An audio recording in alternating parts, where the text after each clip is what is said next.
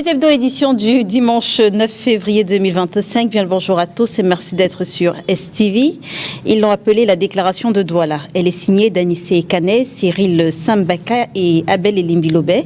Des hommes politiques qui, face aux divisions et tensions dans l'opposition, veulent voir naître une candidature forte pour battre le candidat du parti au pouvoir. La déclaration de Douala, où l'impérieuse nécessité d'une dynamique unitaire forte, est signée le 31 janvier 2025, soit 7 mois avant l'élection présidentielle. Et déjà, des voix s'élèvent pour critiquer la démarche et questionner la crédibilité des auteurs. On en parle.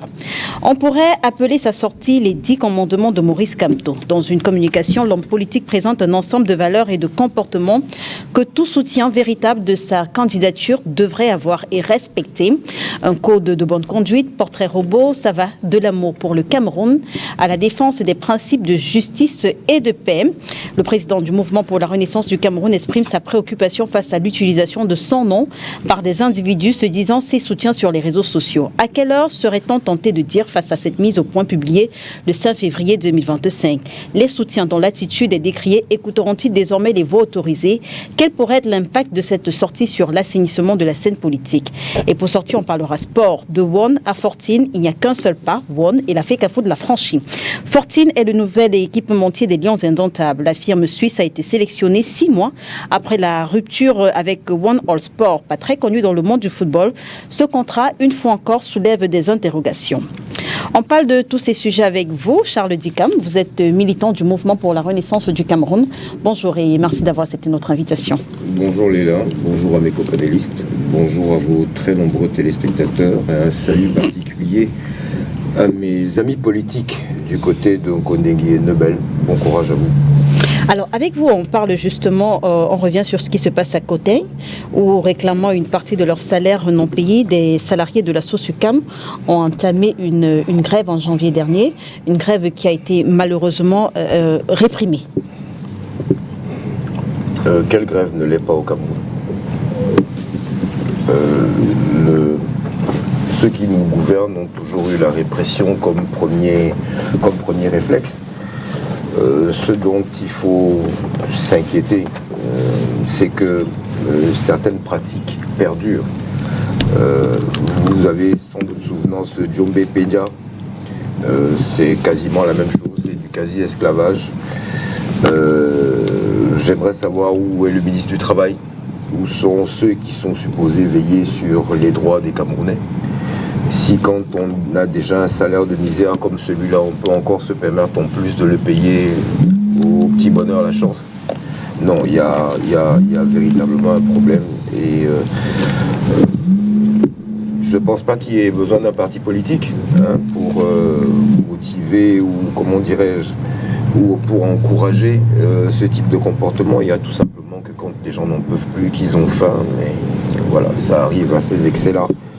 Qui sont à regretter, mais que dirais-je, la solution elle est ailleurs. La solution est dans une meilleure prise en charge, prise en compte de, comment dirais-je, des besoins des Camerounais. Quand vous avez un SMIC au taux que nous connaissons, à quoi vous attendez-vous? Voilà. Et quand vous avez donc, je dis, des structures qui sont supposées défendre les travailleurs, mais qui manifestement ne le font pas, ou alors le font très mal, on en arrive là. J'ose espérer que ça ne fera pas tache d'huile, parce que des situations comme celle-là, il y en a beaucoup ailleurs. Merci en tout cas d'être avec nous ce dimanche. À côté de vous, nous recevons François Yondikam, il est journaliste. Bonjour François, merci d'avoir accepté notre invitation. Bonjour Léla, je suis content de revenir une fois de plus sur ce plateau où je fais quasiment partie des meubles déjà. Voilà, j'en profite pour saluer tous ceux qui nous regardent ici au Cameroun et dans la diaspora. Et j'en profite pour en appeler modestement cette diaspora à une implication un peu plus massive et un peu plus déterminante dans le devenir et le changement que nous appelons de tout nouveau au Cameroun. Avec vous, François, on revient sur cette affaire d'argent, oui, de recettes scellées dans le conflit location-stade opposant Union sportive de Douala à la Fédération camerounaise de football. Oui. Qu'est-ce qui se passe exactement? Et c'est parce qu'il y a eu une mésentente sur la grille, oui, de répartition des recettes. Il y a une nouvelle grille qui est rentrée en vigueur et celle que l'Union croyait devoir être en fait appliqué pour cette rencontre-là. Et l'Union a estimé qu'elle a mobilisé suffisamment de monde. Quelles sont les parts qui reviennent à chaque parti dans cette grille? Je n'ai pas 70, 30%? Voilà, je n'ai pas les répartitions exactes ici, encore que ça ne m'intéresse pas beaucoup parce que ce qu'il faut surtout retenir ici, c'est l'état de pauvreté et dans lequel végète le football camerounais aujourd'hui. Vous avez ce président qui attendait un peu plus d'1,7 million, je crois, et il a estimé que c'est cet argent qui devait payer les joueurs. Donc, les clubs n'ont pas d'argent, les clubs n'ont pas de rentrée au niveau de la billetterie. Les 3 TV qui auraient dû être l'une des améliorations de cet exécutif sont inexistants. On n'a pas de diffuseurs. Les clubs n'ont pas de sponsoring. Le sponsoring maillot que l'on présente, c'est une escroquerie à ciel ouvert, c'est-à-dire que vous portez, vous portez le logo d'une entreprise sans savoir exactement ce que cette entreprise paye. Et plus tard, on vous parle même de subvention, vous fait croire que la FECAFOOT subventionne ces clubs-là. Donc, c'est des clubs qui sont dans la dèche totale et ça traduit bien le niveau de dégradation de notre championnat qui a rarement atteint ce niveau d'indigence-là. Donc, il y a un problème d'organisation. Il aurait dû avoir une ligue professionnelle qui organise ce championnat-là. Jusqu'aujourd'hui, la FECAFOOT a créé un comité transitoire, c'est comme ça qu'elle l'a appelé, pour organiser le championnat, mais en réalité, c'est elle qui organise le championnat à travers ce fameux comité transitoire. Ce qui fait en sorte que, en termes de professionnalisme, en termes d'organisation, une fois de plus, on a reculé, je crois, de 20 ans, et il ne faut rien attendre d'un championnat qui produit autant de médiocrité dans le management et même de valeur sur le terrain. Donc, il y a une régression totale et c'est un épiphénomène dans le grand maelstrom de cette gestion calamiteuse de l'Afrique. Merci en tout cas François d'être avec nous ce dimanche. Face à vous, nous recevons Anissé Ekane du Manidem. Bonjour Monsieur Ekane, merci d'avoir accepté notre invitation. Bonjour Lélia, bonjour aux téléspectateurs de STV, bonjour aux copanélistes, merci de m'avoir invité. Avec vous, on continue de parler de cette affaire de la sauce SUCAM, au-delà de la douloureuse répression du 4 février. J'aimerais avec vous poser sur la table la question des droits fondamentaux des travailleurs au Cameroun et peut-être plus loin, celle de la liberté syndicale dans certaines entreprises, à la lumière bien sûr du cas SUCAM. D'ailleurs, Charles Dicam faisait remarquer tout à l'heure qu'on n'a pas beaucoup vu le ministre du Travail, Grégoire Owona, s'exprimer sur cette affaire. Lui qui, sur sa page Facebook par exemple, est prompt à s'exprimer. On remarque que depuis le début de cette année, il s'est surtout exprimé sur des affaires politiques, c'est-à-dire le 4 janvier, la sortie des évêques, et puis le 27 janvier, la sortie de Maurice Kamto. Alors, Grégoire Owona, c'est le ministre des médailles. C'est pas le ministre du Travail. Il est spécialiste dans le déplacement pour aller accrocher des médailles aux travailleurs. Alors que son travail essentiel, c'est, étant membre du gouvernement, c'est d'organiser la situation sociale des travailleurs dans le pays. Alors moi aujourd'hui, j'interpelle tous ceux qui, lors des privatisations, ont salué cette démarche de privatisation qui nous a amené des entreprises où l'esclavage a repris cours. Ce qui se passe à Kouten, c'est du Moyen-Âge. Moi, j'ai 2 cousins qui travaillent là-bas. C'est extraordinaire. Qu'est-ce qu'ils vous disent, vos cousins? D'abord, le travail est très difficile. Il fait très chaud. Essentiellement physique. Il fait très, très chaud. Ensuite, il y a même des risques. Il y a beaucoup de serpents. Et l'entreprise n'a pas pris sur elle de régler ce problème de serpent. Alors qu'on peut le faire. Il y a des herbes anti-serpents.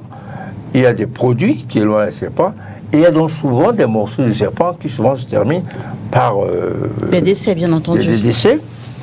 Alors, il y a eu cette grève qui est l'âme absolue de tous les travailleurs dans le monde entier lorsqu'ils sont mécontents.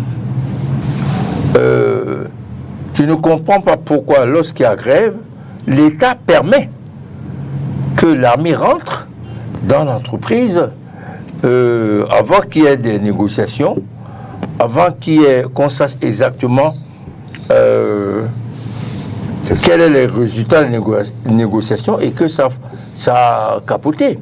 c'était, vous n'avez pas le droit de faire grève, c'est ce qui traduit le comportement du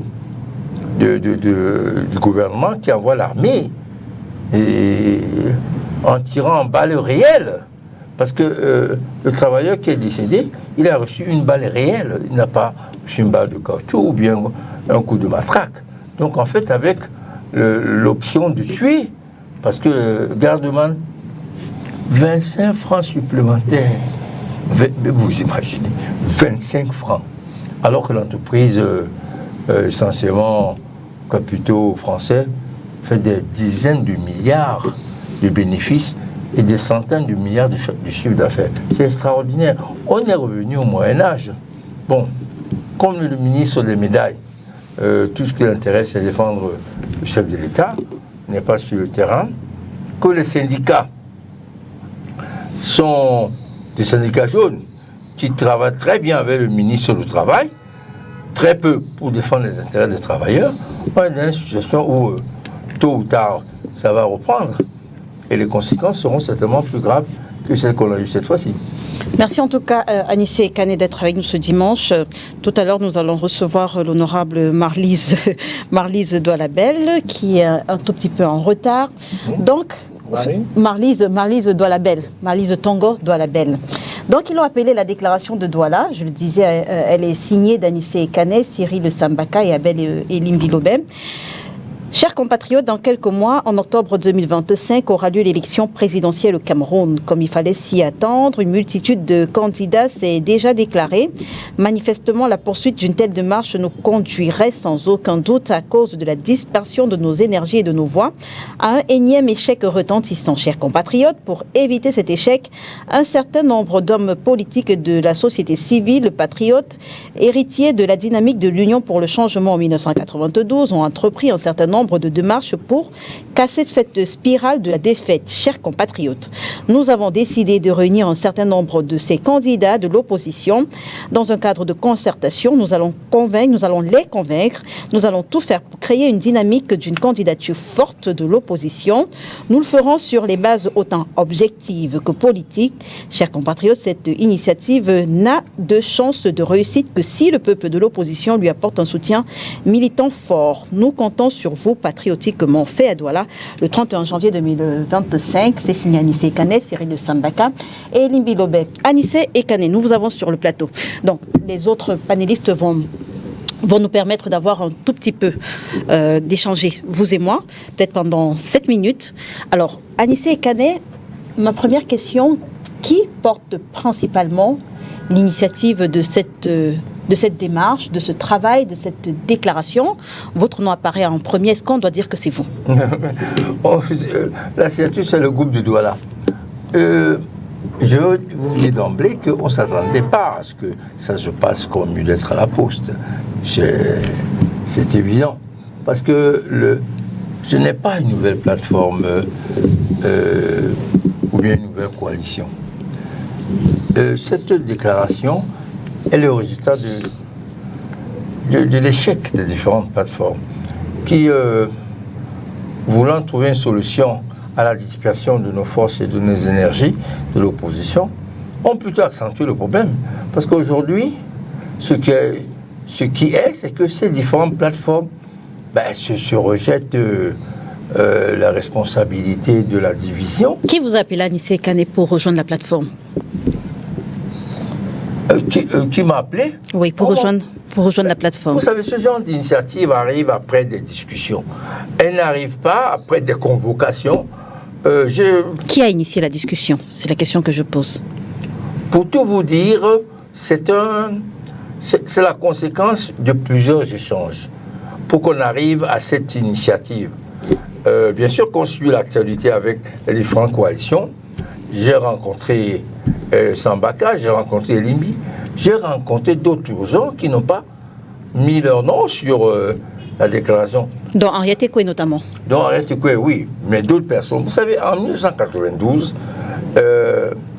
la plateforme qui a mis sur pied l'Union pour le changement était composée de beaucoup de personnalités qui n'avaient pas une présence physique. plein de personnalités ont travaillé à la promotion de l'Union pour le changement. C'est le cas ici. Justement, pour cette déclaration, quels ont été les déterminants pour vous mettre ensemble, pour mettre sur pied cette déclaration de Douala? Quels ont été les déterminants pour que vous appelez par exemple un Cyril Sambaka, un Abel Ilimbi Lobé, puisque ce sont les noms qu'on retrouve? Quels ont été les déterminants? Sur quoi est-ce que vous vous êtes basé? C'est que aucun d'entre nous n'est jusqu'à présent candidat. Donc nous n'avons pas... il fallait ne pas être candidat. Il fallait ne pas être candidat, bien sûr. Ne pas avoir d'ambition présidentielle. En 2025. Parce que je peux vous assurer, moi je ne sais pas le nom qui va sortir sur cette concertation. Je n'en sais rien. Je peux seulement donner les caractéristiques. Les caractéristiques de celui que cette démarche peut porter comme candidature force, c'est celui qui accepterait le principe que c'est une démarche unitaire. Celui qui également aura l'assentiment des opposants de première heure que vous êtes, vous, notamment Anissé Kané? Non, nous n'avons pas, je veux dire, un cachet de légitimité. Nous sommes dans l'esprit de 1992. Un peu nostalgique. Pas du tout. En 1956, l'UPC n'a pas participé aux élections parce qu'elle était interdite. Elle a soutenu Sopo Priso, qui était un antipéciste notoire. Elle a soutenu André-Marie Mbida, antipéciste notoire brutal. Ça n'a pas empêché ça n'empêchait pas que l'UPC ait des positions radicalement différentes de celles de Mbida ou de Sopo. C'est une notoriété que Elimbi et moi, par exemple, nous sommes aux antipodes sur le plan idéologique. C'est-à-dire quoi quand vous dites qu'est-ce que vous mettez sur le plan idéologique? Qu'est-ce que vous mettez là-dedans quand vous dites sur le plan idéologique? Un militant UPCiste révolutionnaire panafricaniste. Ce n'est pas le cas pour Elimbi. Elimbi poursuit des options communautaristes qui ne sont pas dans ma démarche, loin s'en faut. Mais est-ce que ça ne peut pas jeter justement, que ça ne peut pas jeter justement le discrédit finalement sur cette déclaration? Parce que j'imagine que vous avez pu lire les réactions des uns et des autres depuis qu'elle a été faite. On s'y attendait. Vous savez, en 1992, lorsque le 19 février, lorsque nous mettons en place l'Union pour le changement, c'était un long processus. On est passé par l'association des partis politiques, l'association de l'opposition. Avant, on est allé en prison. On est sorti de prison. Quand nous sommes sortis de prison, nous avons contacté Frondi pour qu'on mette en place cette association des partis politiques. Frondi a refusé, disant qu'il ne travaillait pas avec les communistes. Bon, donc il a fallu du travail pour l'amener à l'idée d'une synergie des forces politiques. Ensuite, lorsqu'on est passé à l'ARC-CNS, l'Alliance pour la renaissance du Cameroun par la conférence nationale souveraine, il y avait des gens là-dedans qui n'étaient pas forcément pour la conférence nationale souveraine. La preuve, ça s'est disloqué. Et nous avons imposé au SIF la candidature de Frondi. D'accord, en 2025. D'accord. En 1992. Donc, ce n'est pas une affaire, je veux dire... Donc en fait, vous saviez... Il y aura des réticences. Vous saviez, je reprends ce que vous avez dit, vous saviez qu'en y a en association à cette initiative, certains noms qui auraient des réticences. Vous le saviez. Mais vous n'avez pas remarqué que le mien ne fait pas l'unanimité. Non plus. Loin s'en faut. Bon. Mais la politique, il faut toujours l'aborder de façon dialectique. Vous savez, c'est lorsqu'on confond les idées qu'on met sur la table qu'on peut avancer. Sinon, on va jouer au malin. On va faire des déclarations extraordinaires. Comme le font la plupart des candidats, nous sommes pour l'unité d'opposition, mais l'unité d'opposition, c'est moi. Mais pourquoi vous y prendre aussi tard? Je veux dire, nous sommes exactement à 7 mois de la prochaine élection présidentielle. L'Union pour le changement ça donne l'impression que le travail qui sera fait sera rapidement bâclé. Mais non, c'est pas... On a fait un constat. Mais vous avez vu qu'il y a plusieurs plateformes, plusieurs coalitions. Exactement. Ça veut dire que depuis, les gens réfléchissent à cette histoire de la candidature unique et on fait des tentatives, mais qui, pour le moment, ont donné apparemment un résultat contraire, puisque ces coalitions se livrent sur le net et ailleurs à une bataille rangée. Donc, il fallait faire ce constat et dire comment faire pour dépasser, pour aller un peu au-dessus. Il fallait donc commencer par mettre une initiative non partisane, c'est-à-dire n'ayant pas de candidat. On ne peut pas reprocher à la limite d'être candidat à l'élection présidentielle. Je ne crois pas du tout. Il a, malgré tous les avatars et les défauts qu'il a, je le sais, mais vous qui êtes journaliste, vous le savez, il a bataillé depuis des mois pour une candidature forte de l'opposition, disant qu'il ne faut pas aller à un énième échec. Donc, parfois vous parlez de candidature forte de l'opposition, parfois vous parlez de candidature unique de l'opposition. C'est un lapsus parce qu'on y a beaucoup pensé depuis des mois. Ici, il est question de quoi? Candidature unique forte. Candidature forte. En 92, il y avait 9 candidats. Très bien. Dont Fundi. Très bien. Et les candidats de l'opposition. Et qui ont été les responsables de la non-victoire éclatante par rapport à Biya. On a battu Biya, mais pas de façon éclatante, parce qu'il y avait des candidats de l'opposition qui, je peux le dire aujourd'hui, étaient là pour empêcher cette synergie. Ndam Joya, Bello Bouamagari et Kindi Jean-Jacques, et puis il y a un candidat de l'UPC, etc. Si on prenait le 10e des voix de Bello Bouba, on écrasait Biya. Donc il faut se poser la question aujourd'hui de savoir si tous ceux qui sont contre, d'une manière ou d'une autre, en cachette ou ouvertement, contre cette initiative, n'ont pas de décès inavoués dans le but de ne pas permettre cette synergie des principaux candidats. Je vais vous dire, il n'y en a pas 46. Il y a 2, 3, maximum 4 candidats. S'ils se mettent ensemble sur une plateforme politique pour affronter Biya, les autres candidats sont périphériques. Qui avez-vous déjà rencontré? Ça fait exactement 9 jours. Ça fait 9 jours que la déclaration a été faite. C'était le 31 janvier. En 9 jours, qu'est-ce que vous avez rencontré? Et puis on va donner la parole à François. Qu'est-ce que nous avons fait? C'est mieux. Ce qu'on a fait depuis, c'est qu'on essaye de lister un peu les personnalités qui sont capables d'influencer le point de vue des candidats. Okay. C'est important. Parce que je peux ne pas avoir une prise, par exemple, sur le candidat Joshua, mais trouver une personnalité qui pourrait parler à Joshua pour l'amener, par exemple, à... Encore que Joshua n'est pas encore candidat déclaré, je pense que le congrès du STF... Tout le monde sait que c'est lui, le candidat. Le congrès du il faut pas jouer. Ils sont combien à pouvoir mettre 50 millions sur la table? Il ne faut pas jouer. Et puis bon, il a déjà créé un site pour lui, il se comporte comme candidat. Bon, il ne faut pas jouer. Non, je veux dire que je comprends les réticences. D'accord. Et on les a prévus. Très bien. On a sur la déclaration, vous lisez bien, on va les convaincre. On va, plus grave, tout faire. Le tout là, ça veut dire obliger. Mais idéologiquement, il y a déjà une barrière. Est-ce que c'est possible de une barrière? Est-ce que c'est possible de convaincre? Mais en 92, il y avait des barrières. Idéologiques? Fundi sortait du RDPC. Idéologiques, des barrières idéologiques? Quand on sort du RDPC, il y a une barrière idéologique par rapport à nous. Hein. Ah oui, il venait d'être battu par Chidiachou. Il sortait tout frais du RDPC. La plupart, les kids, ils sortaient du RDPC. Le Gaga sortait du RDPC. Donc on était une sauce gombo où il y avait du n'importe quoi.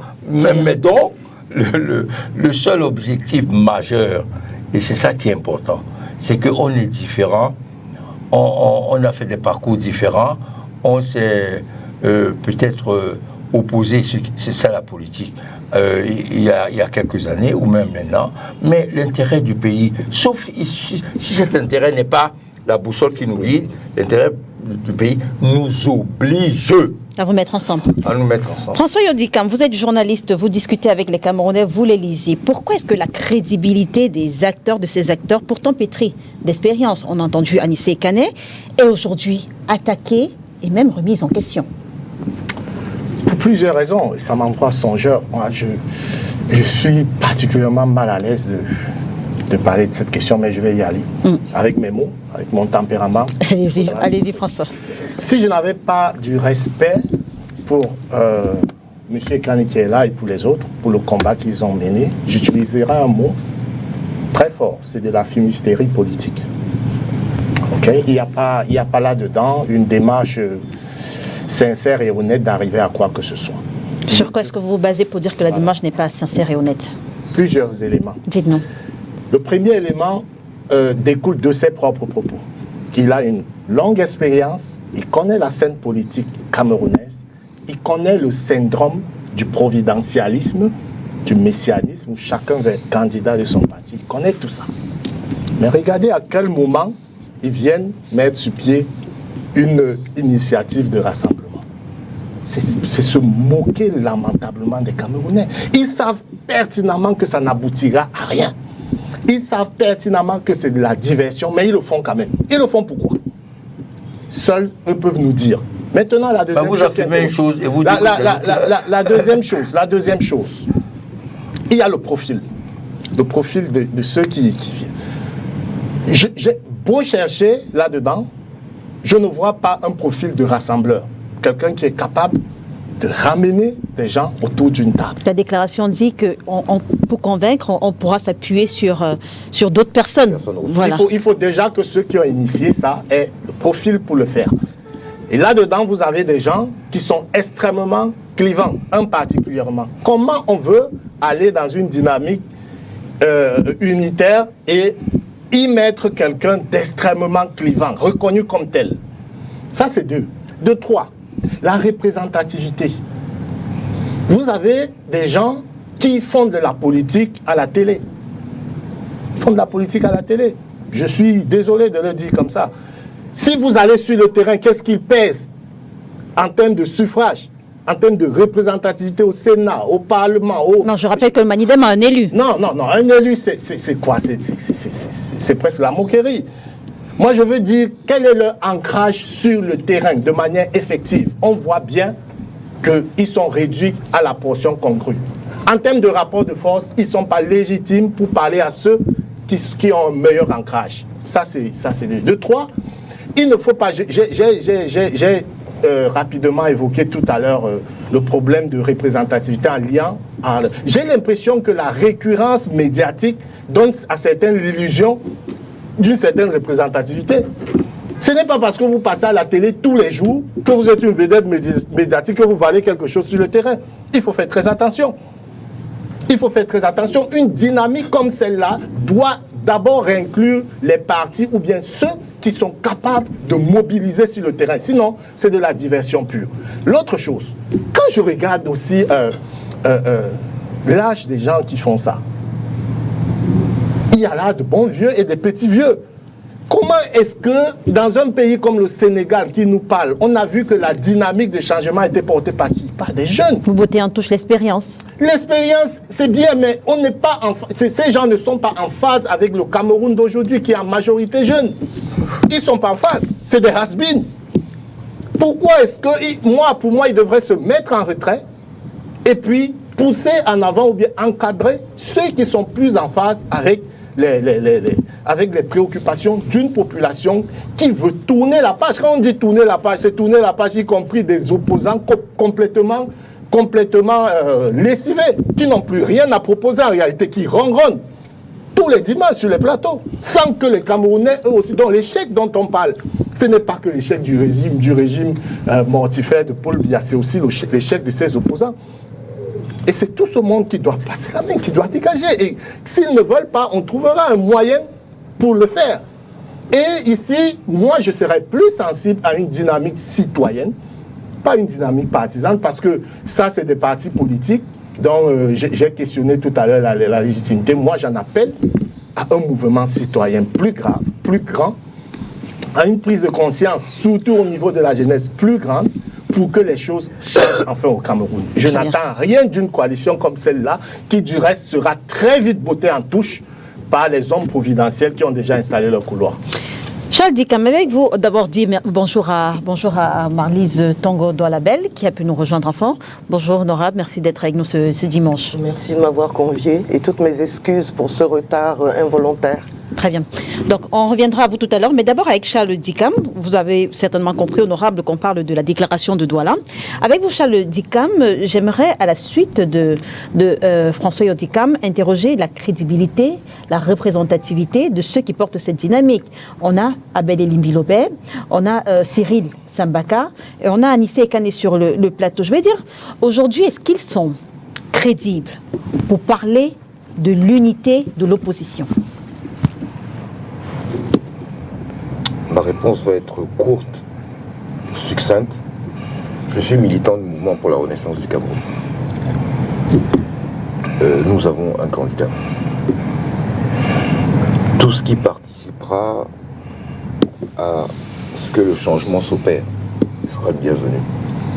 Permettez-moi à présent de ne pouvoir m'exprimer concernant Cyril Sambaka, qui est mon frère, de ne pas pouvoir m'exprimer concernant M. Adissé Kane, qui est mon beau-frère. Et Limbi Lobel, il n'y a pas grand-chose à dire sur lui. C'est-à-dire, il n'y a Tout pas est grand-chose. visible. Qu'est-ce que vous voulez que je vous dise? Ne me prêtez pas de mots, j'ai dit il n'y a pas grand-chose à dire sur lui. Voilà, donc je ne commenterai pas plus. Donc toute initiative qui concourra effectivement à faire partie des gens de 82 sera la bienvenue. Même celle-ci. Pourquoi même? Ce ne sont pas des Camerounais. J'ai bien dit toute initiative qui concourra à faire partir les camarades de Madame Doualabé sera la bienvenue. On reviendra avant. Je trouverai. Je Oui. suis partisan de ce qu'a dit un évêque. C'est-à-dire, Si on a été jusqu'à dire que même le diable est mieux, pourquoi pas eux? est-ce que vous n'interrogez pas quand même le timing de cette sortie? Je veux dire, la mise en place à 7 mois exactement de la prochaine élection présidentielle. Non, pourquoi? Et si cette initiative emporte l'assentiment de... Vous faites la langue de bois, Charles Dicam, ce Franchement, dimanche? c'est incroyable. Hein. Mais Incroyable. qui suis-je pour juger du timing des autres hommes politiques?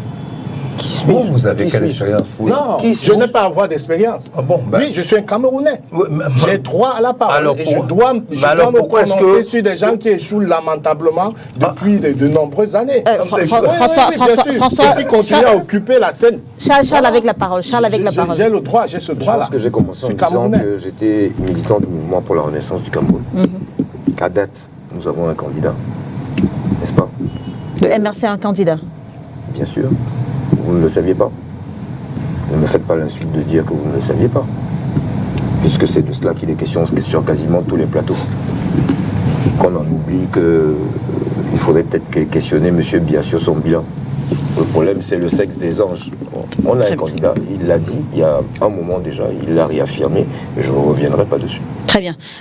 L'honorable avant Anissé Kane, qu'est-ce que vous pensez de la déclaration de Douala? J'imagine que vous avez pu la lire. Est-ce que ce sont des acteurs qui aujourd'hui sont suffisamment crédibles pour mettre en place, pour permettre la mise sur pied d'une candidature forte de l'opposition qui pourrait ébranler, je vais dire, la sûreté, la sécurité du RDPC?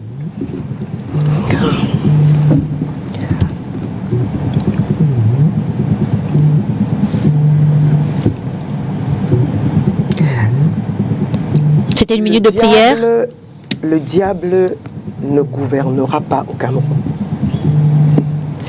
Les Camerounais ne peuvent pas admettre et accepter une telle déclaration, une telle idée. Avoir même eu à penser qu'un diable devrait gouverner le Cameroun, c'est déjà un très grand péché. Est-ce que c'est la déclaration de Douala? Ça, c'était... Mais quand on sert un repas, on commence par l'entrée, non? C'était l'entrée. Maintenant, concernant la déclaration, je pense que la crédibilité n'a rien à voir avec l'âge. La crédibilité a à voir avec un passé. La crédibilité a à voir avec des actions. La crédibilité a à voir avec la loyauté par rapport à une idéologie. Et je pense que ces personnes qui se sont retrouvées sont positivement perçues comme des personnes qui ont eu à jouer à des moments très importants de notre nation sur le plan politique, un rôle qu'on ne peut pas effacer. Je dis souvent, on n'écrit pas l'histoire avec la gomme. La jeunesse, oui. La jeunesse, oui. Mais on ne pourrait éluder ou alors diaboliser ou alors ridiculiser une telle rencontre et une telle proposition. Et si ces aînés sont restés sur le chemin, enfin, j'allais dire, à observer, et là je parle du timing, Ils sont restés à observer et se rendre compte que les jours s'enfilent, mais on n'avance pas vraiment de leur côté, hein. Parce que vous n'allez pas me demander de pleurer dans un deuil qui n'est pas le mien plus que ceux qui ont le deuil. Moi, je n'ai pas de deuil. Mais je suis quand même une observatrice et je pense qu'on doit rendre et reconnaître une certaine responsabilité, parce que je pense que ça a été un acte de responsabilité. Ça a été un acte de responsabilité et ça doit être considéré comme un acte de responsabilité. Très bien. Anissé Ekane, Oui. vous avez pu constater les premières réserves et même sur le plateau celle de François Yondikam. D'ailleurs, certaines personnes vous accusent, je ne vais pas citer les noms aujourd'hui, certaines personnes vous accusent d'avoir rencontré le ministre de l'administration territoriale avant que cette déclaration ne soit faite. Qu'est-ce qu'il en est exactement? Bon, vous savez, avec les NTIC, on n'est pas obligé de se dépasser. Et on reviendra ensuite avec Charles Dicam. On a un message de Maître Roger Bébé. Le problème de ce pays, c'est que les Uberlulus, qui ne connaissent même pas l'histoire de ce pays, Oui. osent donner des leçons de crédibilité. Vous savez, monsieur, je suis rentré à l'UPC, j'avais 21 ans. Il y a 50 ans. En 90, j'ai fait la prison pour connaître le multipartisme. Vous étiez peut-être mané. On parle pas, c'est pas la politique, ça. Non, votre parcours est respectable. On parle de votre représentativité actuellement. Bon, alors je vais Est-ce que vous êtes capable sur le terrain Attendez. c'est de ça. Votre parcours, je l'ai dit. Attendez. Vous savez ce qu'on appelle facilitateur. Oui. Un facilitateur n'est pas nécessairement quelqu'un qui a une masse critique derrière lui. Hein. Ouais. Vous comprenez? Oui, je comprends. Nous sommes des facilitateurs. Parce qu'il y a une expérience dans la lutte qui permet qu'on soit facilitateur. Je vous ai décrit la situation de 92. Elle était beaucoup plus difficile que celle de maintenant, puis je n'avais pas l'expérience. Aujourd'hui, on a l'expérience de 90, 91, 92 jusqu'à aujourd'hui. Donc la situation antérieure qui nous a amenés à l'Union pour le changement était bien plus difficile. Je ne sais pas. Bon, revenons dans la question que je pose. Vous n'étiez peut-être pas là. Non, cette question, Non, je veux dire vos relations avec le ministre de l'administration territoriale. Quelles sont ces relations-là? Et peut-être avec d'autres membres, d'autres militants du RDPC. Est-ce que ça pèse sur la balance aujourd'hui et ça entache finalement la crédibilité? C'est complètement ridicule. D'accord. Vous savez pourquoi c'est ridicule? Parce que la plupart des gens qui dirigent ce pays sont de ma génération. La plupart. Et la plupart, j'ai vécu avec eux. Et je parlais tout à l'heure de Grégoire Onaï, vivant avec nous ici. Mbagamboa, c'est mon ami. Et je vous dis, avec les NTIC, c'est d'une légèreté que je dis que donc en fait, vous n'avez pas rencontré le ministre de l'administration territoriale. Je ne peux pas répondre à des trucs. C'est d'une légèreté, c'est d'une stupidité incroyable. Avec les NTIC, on peut discuter de tas de choses pour les gens qui sont à des lustres. Sans se voir, on peut même se voir en plus par WhatsApp. Donc vraiment, c'est le genre de remarques qui montrent bien qu'il y a des gens qui n'ont rien à faire, sauf à détruire les initiatives positives. Parce que, voyez-vous, il n'est jamais trop tard pour bien faire. Les alliances se font... Même pas 7 mois? Les alliances se font, se défont en moins d'1 mois. Vous avez l'expérience dans le monde entier. Anissé Ekane. Et des alliances se font et se défont. Regardez un peu ce qui se passe en France, que tout le monde suit. Oui. Il y a des extrêmes qui s'allient de façon ponctuelle pour arriver à un objectif. C'est ça la politique. Anissé Ekane, Oui. en quoi est-ce que cette initiative qui voit le jour 7 mois avant l'élection présidentielle En 92, c'est 4 mois. serait en 2018 également, on a l'expérience de 2018. En quoi est-ce que cette initiative serait différente de celle de 2018? Vous avez compris que je parle du G20. Où est le rapport? C'est une plateforme également d'opposants. Mais qui demanda à soutenir Paul Biya? À la base, c'était une plateforme d'opposants. Demanda à soutenir Paul Biya?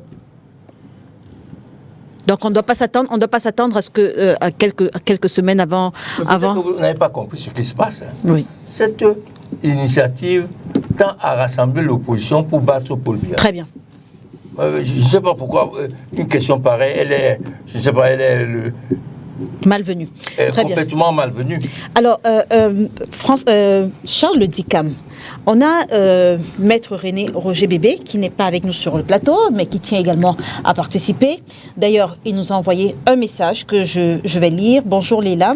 Sur le plateau d'une chaîne avec le président Ekane, j'avais expliqué que la plateforme qui promeut la candidature du professeur Kamto avait écrit à Cabra Libi pour lui demander de rejoindre leur plateforme et de se soumettre au choix déjà opéré de M. Kamto comme candidat unique de l'opposition à la présidentielle de 2025. Cabra Libi lui avait répondu par écrit que l'objectif d'un candidat unique de l'opposition est le nôtre également, mais qu'il fallait qu'on se retrouve tous, qu'on arrête un projet commun et qu'on choisisse un candidat consensuel de l'opposition. Si c'est Kamto, tout le monde suit. Si c'est un autre, tout le monde suit. Le duo Jean-Michel Nintieux et Maurice Kamto a refusé en nous traitant par écrit de pions du régime. Dans ces conditions, qui empêche le choix d'un candidat consensuel de l'opposition? Alors, la question s'adresse à vous, Charles Dicam. Vous avez dit tout à l'heure que le MRC est prêt à suivre toutes les initiatives qui veulent la mise sur pied d'un candidat fort, d'un candidat unique de l'opposition. Ça marche également si Maurice Kamto n'est pas candidat? Bon, je pensais que je n'avais pas de difficulté de vocabulaire, mais je pense que peut-être c'est vous qui ne me percevez pas bien. Je m'exprime très bien en français et il ne faut pas me prêter de mots. Je dis et je répète, toute initiative, d'où qu'elle vienne, qui concourra à faire partir les gens de 82 sera la bienvenue. Point. Maintenant, en ce qui concerne le monsieur que vous lisez, il est membre de quel parti? Du Parti camerounais pour la réconciliation nationale. Il est invité sur le plateau? Non, parce que sinon, il y a beaucoup de commentaires sur le net, on va reprendre les autres commentaires également. Mais qu'à cela ne tienne. Je vais répondre à ce jeune frère, que oui, quand il se permet la chute qu'il a faite là, hein, il enlève toute crédibilité à tout ce qu'il a dit au préalable. D'accord? Il y a des noms, des mots qui ne font pas partie du vocabulaire de M. Kamto. Vous pouvez relire la fin? Le duo Jean-Michel Nintieux et Maurice Kamto a refusé en nous traitant par écrit de pions du régime. Voilà. Je le mets au défi. Au défi de me montrer une correspondance dans laquelle Maurice Kamto les aurait traités de pions du régime. Parce que même s'il le pense, ou même si moi je le pensais, je ne vois pas un parti politique digne de ce nom qui mettrait cela dans une de ses correspondances. Donc déjà, Maître Bébé là, il ment comme un avocat. Bon, on ne va pas dire qu'il ment, c'est un non, c'est moi qui le dis, je prends sur moi. François Yodikam, vous êtes finalement, on va le dire, contre la déclaration de Douala, contre ceux qui portent cette déclaration. Mais aujourd'hui, qu'est-ce que vous, par exemple, vous pourrez proposer pour mettre de côté le régime de 82? Déjà d'arrêter d'insulter les gens. Injurier sur un plateau n'est pas digne d'un aîné. Voilà, c'est la première chose. Il ne faut pas insulter. Et si on commence par ces commodités basiques, on peut sortir avec quelque chose de meilleur. Ça, c'est la première chose. La deuxième, c'est que tout à l'heure, quand M. Ekane parlait, vous avez bien compris, il ne fait pas allusion à un programme.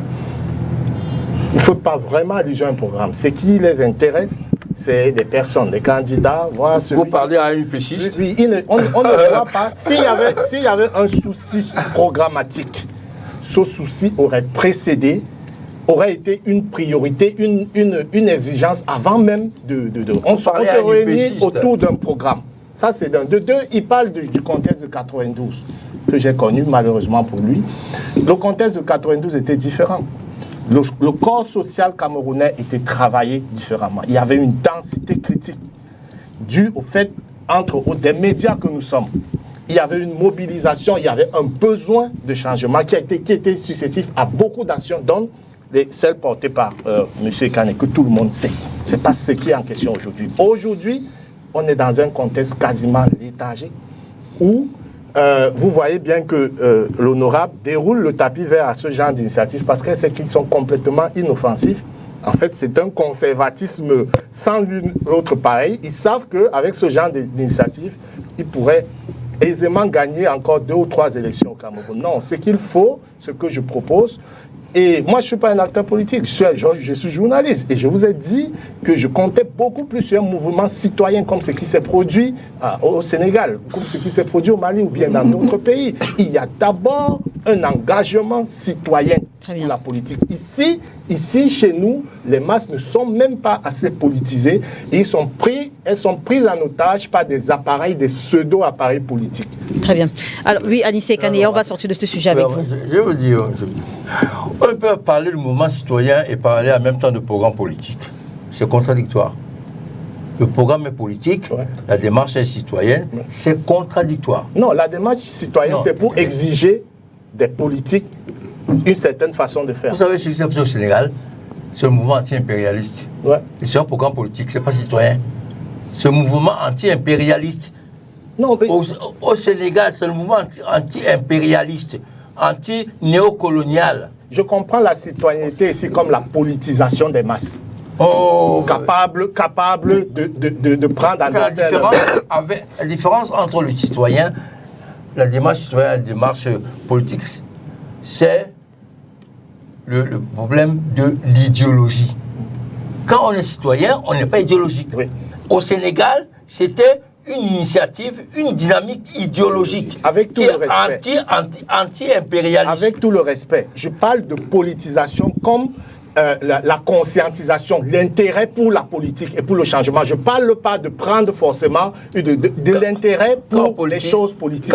C'est de ça que je parle. Quand on politise les citoyens, c'est pour les amener dans une orientation politique. Oui, oui. Bon, donc, sur ce plan-là, sur la politique, monsieur, permettez-moi de dire que j'en sais quelque chose. Ils sont du contexte. Oui, alors, justement, permettez-moi de vous le dire. Deuxième chose, vous savez, le temps est un élément très relatif. Des gens peuvent passer 2 ans à se chamailler et s'entendre en une semaine, compte tenu justement des objectifs et de l'intérêt de l'objectif. L'intérêt du pays est au-dessus des querelles de 2 ans. L'intérêt du pays est au-delà des échecs antérieurs. Justement, le problème de la déclaration, c'est éviter un énième échec. Depuis 1992, on les joue. Malgré, en 2018, ce n'est pas les anciens qui étaient candidats. Je vous rappelle quand même, il y a eu un échec. Ce n'est pas les anciens. Donc, c'est eux. Non, il y avait des anciens. Il y en avait beaucoup. Un seul jeune. Oui, mais... Il y avait beaucoup d'anciens. Oui, non, il n'y a pas beaucoup d'anciens. Beaucoup. C'est-à-dire ceux qui font la politique depuis 90, non, il n'y a pas beaucoup. Il n'y avait pas beaucoup. C'est moi ancien, ce n'est pas en termes d'âge. Non, ce n'est pas en termes d'âge. Voilà. La plupart des candidats en 1992, c'était pas des gens qui venaient de rentrer en politique. Il y avait 2 ou 3, pas plus. Très bien. On va sortir de ce... Je finis rapidement. Regardez ce qui se passe en France, vous suivez en France. Pour sortir de l'impasse dans laquelle le pays se trouve, qu'est-ce qu'on a fait? Là, il y a des partis, des deux... On a pris des personnalités pétries d'expérience pour sortir du pétrin. Et généralement, dans la vie, c'est ce qui se fait. Lorsqu'il y a un échec, on va chercher les anciens pour leur demander comment avancer. Vous savez, à partir du moment où je n'ai aucun intérêt personnel, je suis un représentant du Mandidé, mais dans cette coalition, je n'agis pas en tant qu'Anissé Kane. Dans notre parti, on a une mission lorsqu'on a entrepris une action. Et je rencontre dans mon parti ce que je fais. Donc ce n'est pas Anissé Kane qui est là, c'est une démarche du parti. Je ne suis qu'un élément dans cette démarche-là. Et je vais vous dire, vous risquez d'être surpris de ce que cette coalition, cette plateforme d'initiative peut donner. Parce que, justement, elle est le résultat d'un échec par rapport à une candidature forte. Pourquoi les évêques, les personnalités religieuses, pourquoi elles sont inquiètes? C'est parce qu'elles ne voient pas une dynamique positive qui peut venir à bout du régime de Paul Biya. Justement. Tout le monde est inquiet à cause de ça. Chers compatriotes, nous avons décidé de réunir un certain nombre de ces candidats de l'opposition dans un cadre de concertation. Nous allons les convaincre, nous allons tout faire pour créer une dynamique d'une candidature forte de l'opposition. Nous le ferons sur des bases autant objectives que politiques. Voilà. Alors, Anissé Kane, puisque je vous ai, pour sortir de ce sujet, on va se livrer à un tout petit jeu. Je vous donne des noms de personnes... Bon, vous avez tout faux là, c'est pas un problème. Mais c'est vous qui avez posé le problème comme ça, en disant comme vous n'êtes pas candidat, voilà. Mais il y a des candidats. Oui, vous avez posé le problème au niveau des noms. Il faut qu'elle vous en donne. Très bien. Donc, on va y aller. Akeremouna. Je vous ai dit tout à l'heure, ça veut dire que vous avez tout faux. Que moi-même, je ne sais pas ce qui pourrait sortir de cette initiative. Je n'en sais rien. Parce que le chemin faisant, il y aurait des gens qui, aujourd'hui, sont très réticents à laisser la place et qui le seraient. Est-ce que vous allez vous rapprocher d'Akeremouna? Bien sûr. Lisez la déclaration, on parle des candidats. Akeremouna est un candidat. Voilà. Est-ce que vous allez vous rapprocher de Célestin Djamène? À mon sens, je ne sais pas. C'est déclaré candidat aussi. Je ne sais pas encore au courant. Est-ce que vous allez vous rapprocher de Maurice Kamto? Bien sûr. Est-ce que vous allez vous rapprocher de Cabral Libi? Bien sûr. Est-ce que vous allez vous rapprocher de Joseph Espoir Billon? Vous rigolez un peu quand même. Non, il s'est déclaré candidat également. Attendez, dans la déclaration, on n'a pas dit tous les candidats. On va se rapprocher d'un certain nombre de candidats. Sur quelle base est-ce que vous... C'est marqué vous allez, aussi vous allez sur les bases objectif et politique. Objectif, ça veut dire quoi? Objectif, ça veut dire que, de façon objective, oui, compte tenu de ce qu'une candidature doit amasser comme masse critique, il y en a qui sont plus aptes que d'autres. Ce que ça veut dire. D'accord. Objectif.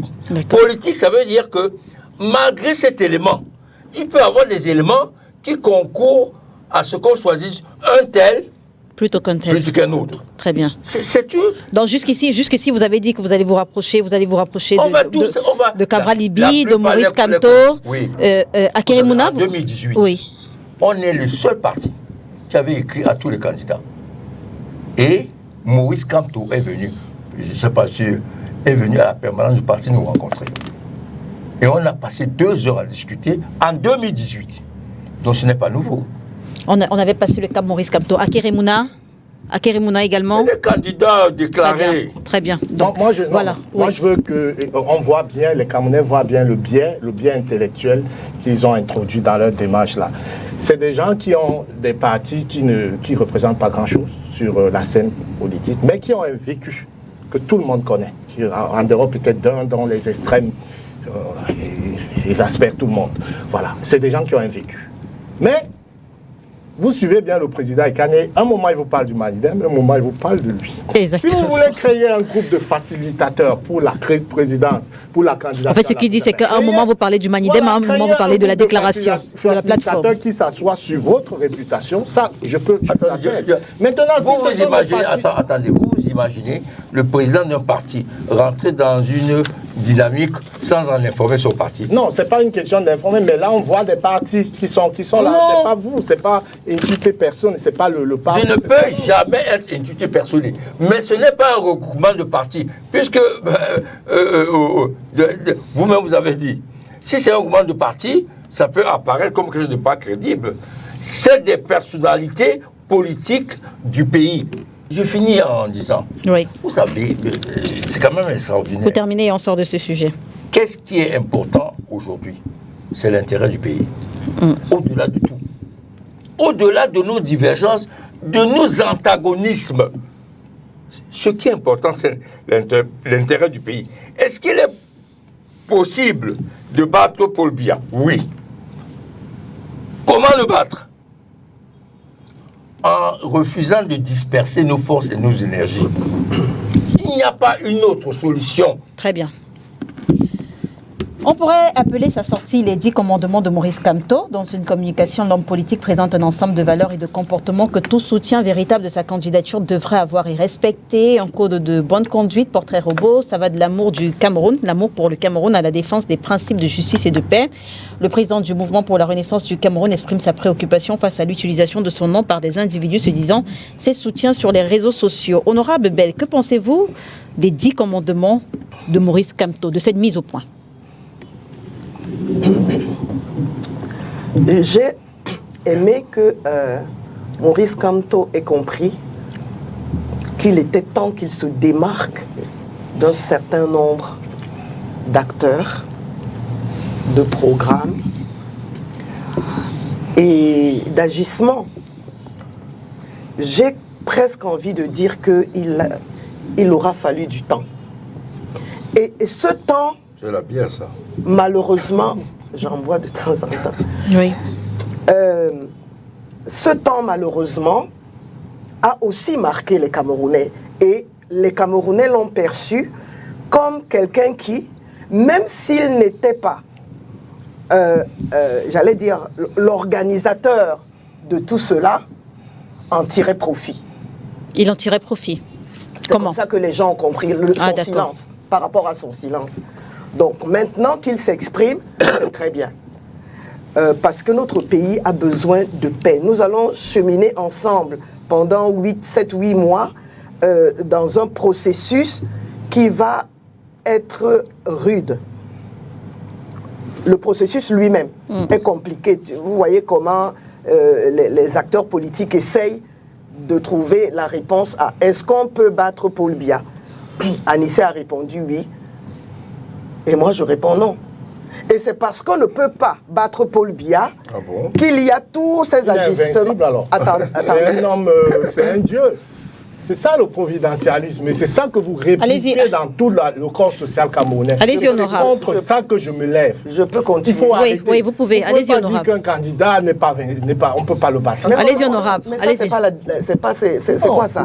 J'ai pas la liberté de dire ce que je pense. Non, Non, j'ai la liberté de dire ce que je pense. Allez-y, et honorable. après, toi, tu as la possibilité de donner ton point de vue par rapport à ce que je pense. Ce que je pense, c'est que si les gens se mettent ensemble pour absolument trouver que cette candidature ne doit pas se lever, ça veut dire que, contrairement à ce qu'ils mettent en avant, à savoir, oui, le pays est mal, comment dirais-je, il n'a plus toute son énergie, etc. La vraie raison, c'est que tous les acteurs politiques savent que si Paul Biya se lève, ils ne peuvent pas battre Paul Biya. Encore qu'on ne parlait pas de Paul Biya. Ça, c'est ma réponse à la question de est-ce qu'on peut battre Paul Biya. Maintenant... C'est vous qui avez posé cette question, honorable, c'est pas moi. c'est lui. C'est Anissé. Terminé. Anissé accepte que c'était toi. Terminé, honorable. Maintenant, je continue pour dire que j'ai un peu pitié du professeur Kamto. Pourquoi? Parce que l'histoire nous apprend que ceux qui portent les 10 commandements n'entrent pas dans la terre promise. Donc, il risque d'avoir terminé son travail avec la production des 10 commandements. Et peut-être qu'il va lui falloir travailler à l'intérieur de son parti pour trouver un jeune aussi qui peut porter tous ses acquis. Et je pense que les jeunes, c'est pas ça qui manque au MRC. Les 10 commandements, oui. Vous avez terminé? Non, je n'avais pas terminé. Terminé, honorable.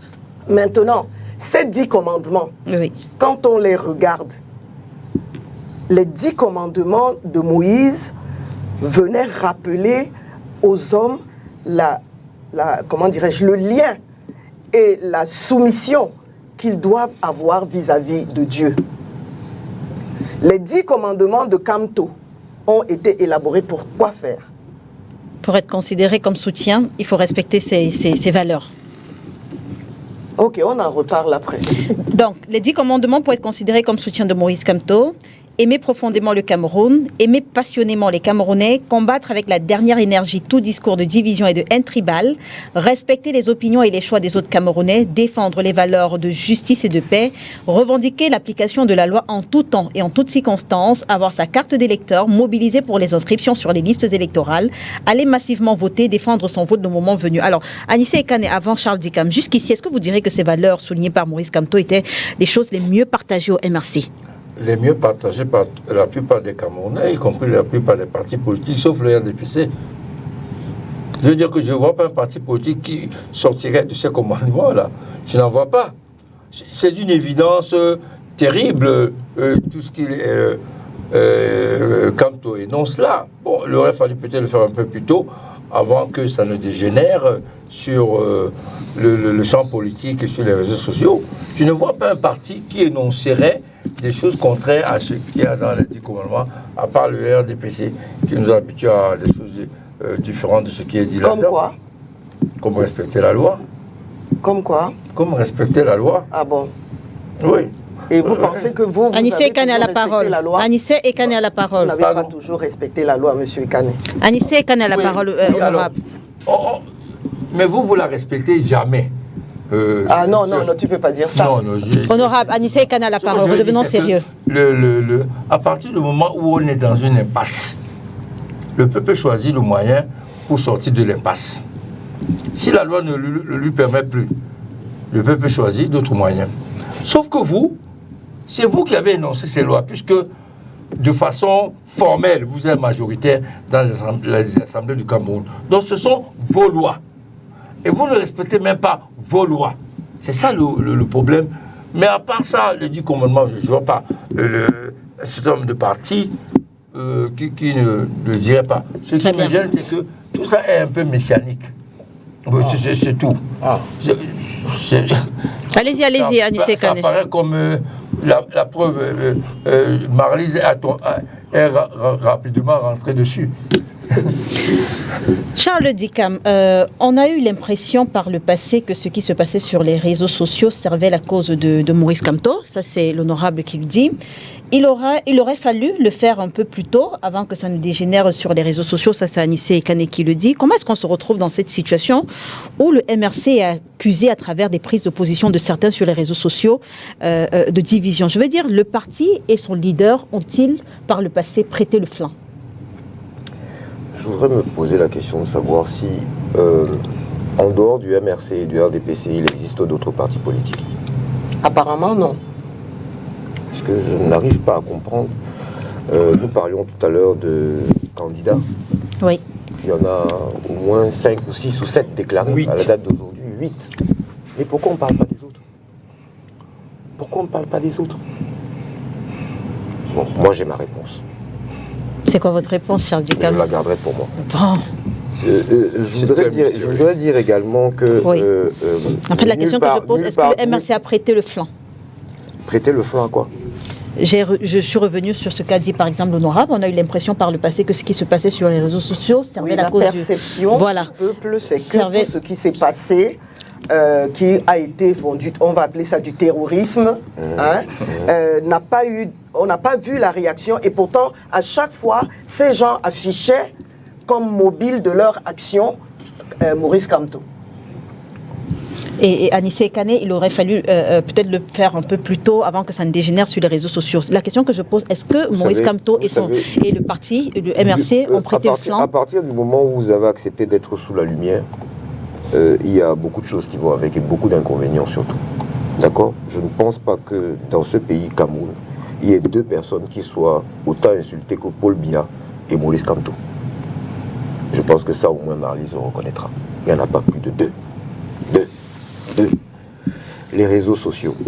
Dites-moi, lorsqu'il y a eu les casses des ambassades, le MRC n'a pas pris position. Non, mais il n'y a pas plus sourd que celui qui ne veut pas entendre.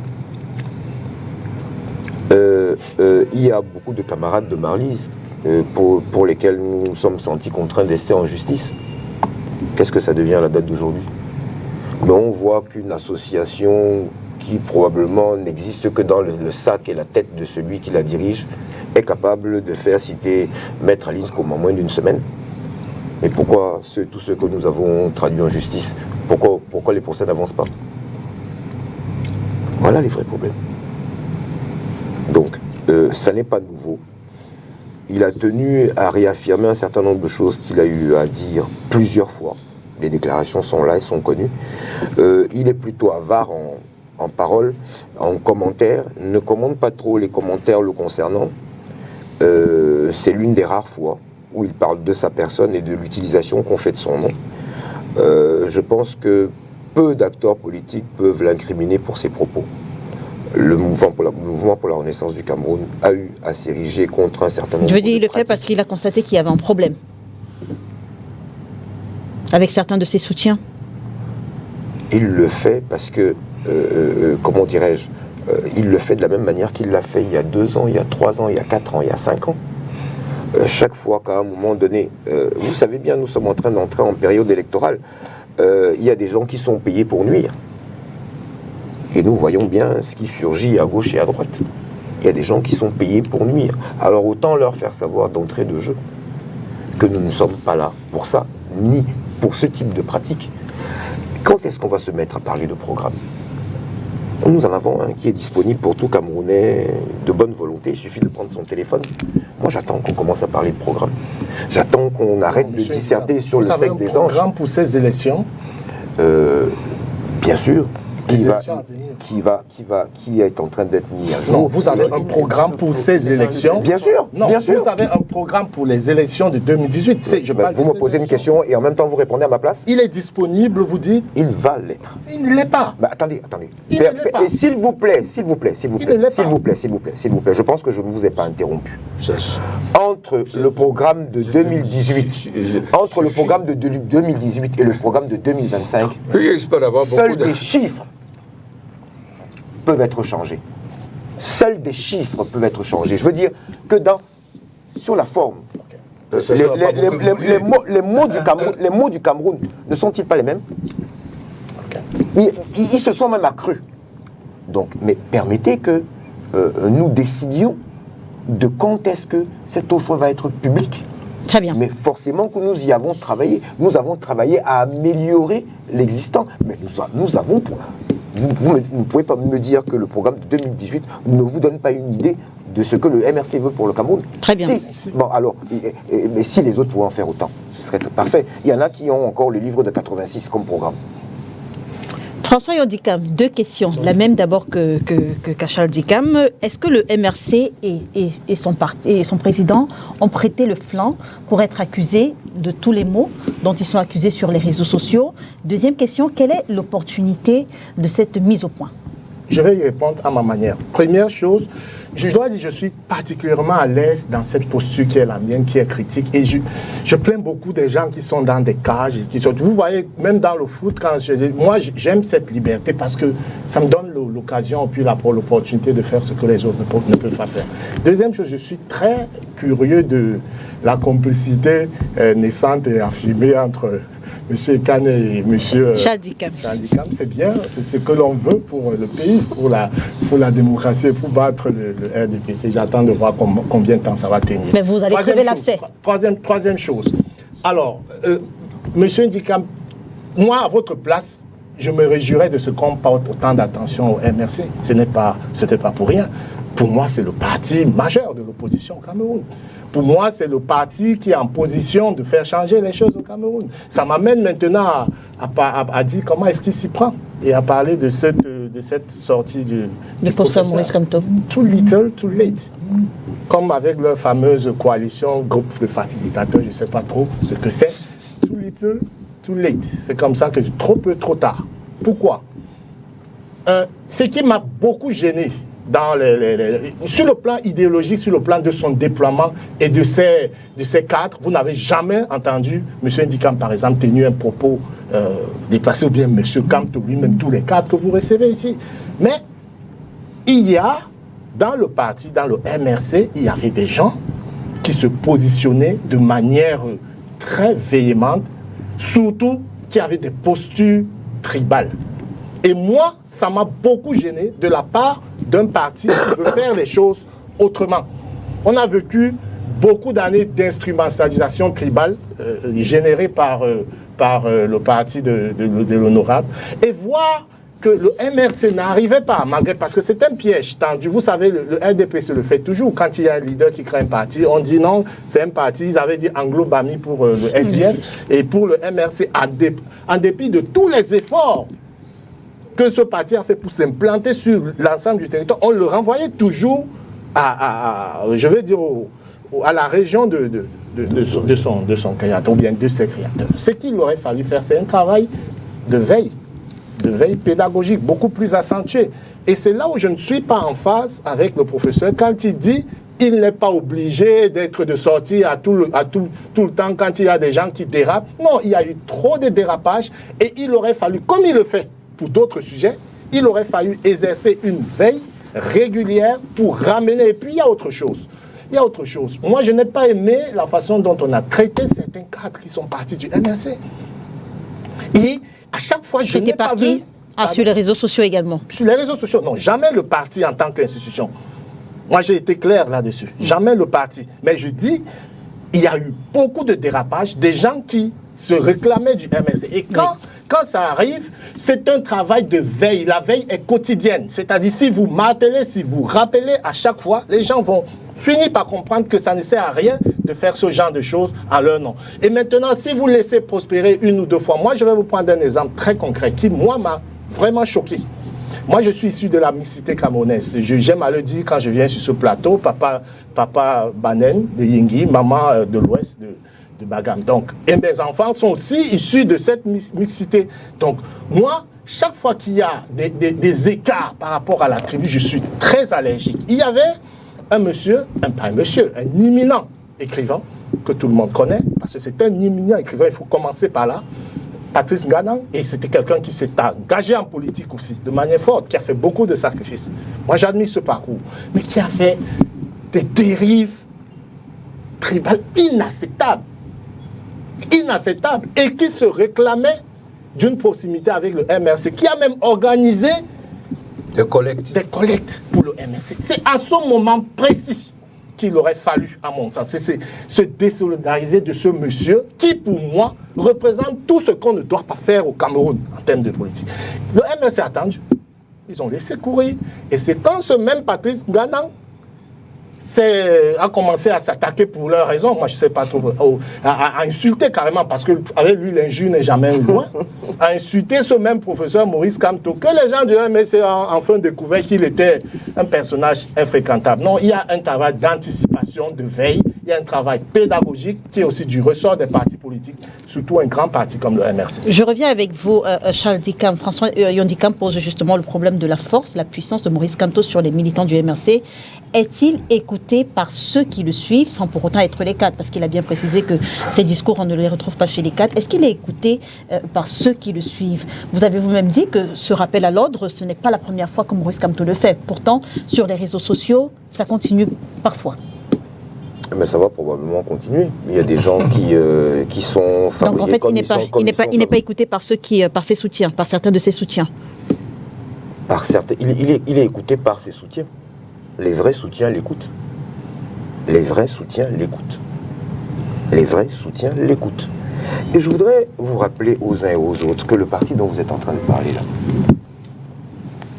il n'a pas connu de répit depuis 2020. Il n'a pas connu de répit. Et je voudrais qu'on respecte cela. Il n'y a pas un parti politique au Cameroun qui a payé de son sang et de sa chair comme le MRC. Non. Depuis 2000. De grâce. Écoutez-moi, je m'explique. Je parle en français. Depuis 2020, oui. 2020, oui.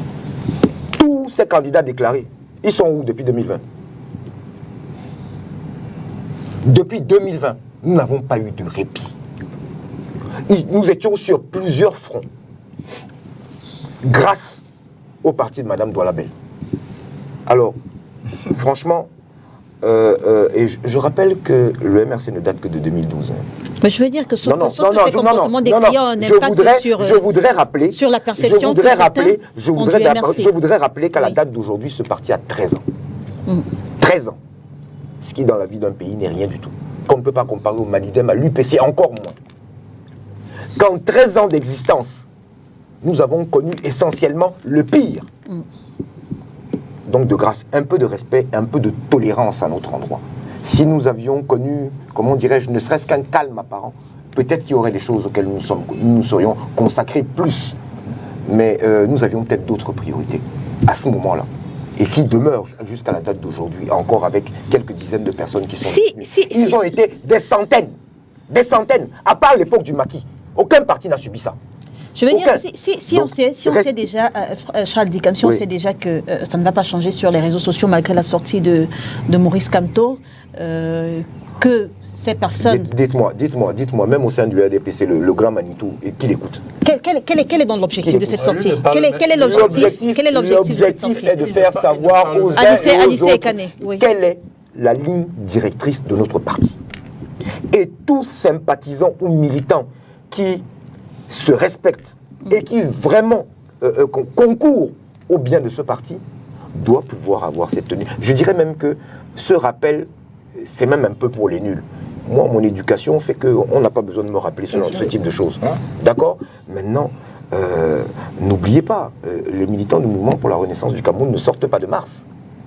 Ils font partie de cette jeunesse camerounaise à qui on n'a rien appris depuis 20 ans, sinon que le pire. Oui, c'est pas parce qu'ils sont au mouvement pour la renaissance du Cameroun qu'ils doivent être extraordinaires. Les autres sont comment? On s'assied sur les plateaux pour parler de drogue à l'école, de patati. Ils sortent de ces milieux-là, de cet environnement-là. Et il y en a un certain nombre qui sont limités en termes de compréhension. Ça aussi, il faut le comprendre. Un parti, ça éduque également. Un parti, ça éduque également. Mais nous faisons ce que nous pouvons, à notre niveau. Mais nous ne sommes pas aidés.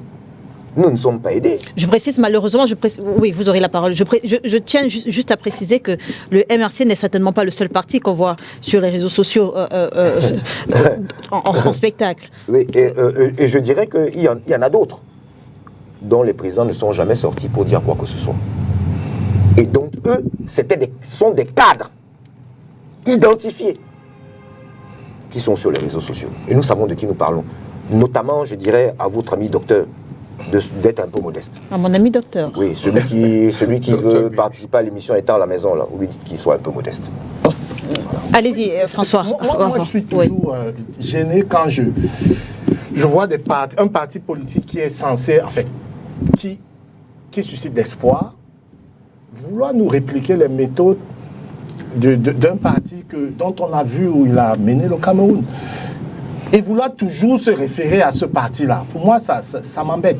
Je crois qu'il faut fermer la funeste longue parenthèse du RDPC et la fermer courageusement, la fermer définitivement, la fermer intellectuellement. Il faut avoir le courage de le faire. Il ne faut pas, à chaque fois, citer ce parti-là comme modèle ou bien comme référent pour déployer une action sur le terrain. Maintenant, concernant le RMRC, même dans son départ, je voudrais redire ce que j'ai dit dès le départ. On s'intéresse, on parle de ce parti parce que non seulement c'est un parti qui a subi une répression féroce pendant pratiquement 5 ans sans arrêt, mais qui a pu survivre à cette répression-là.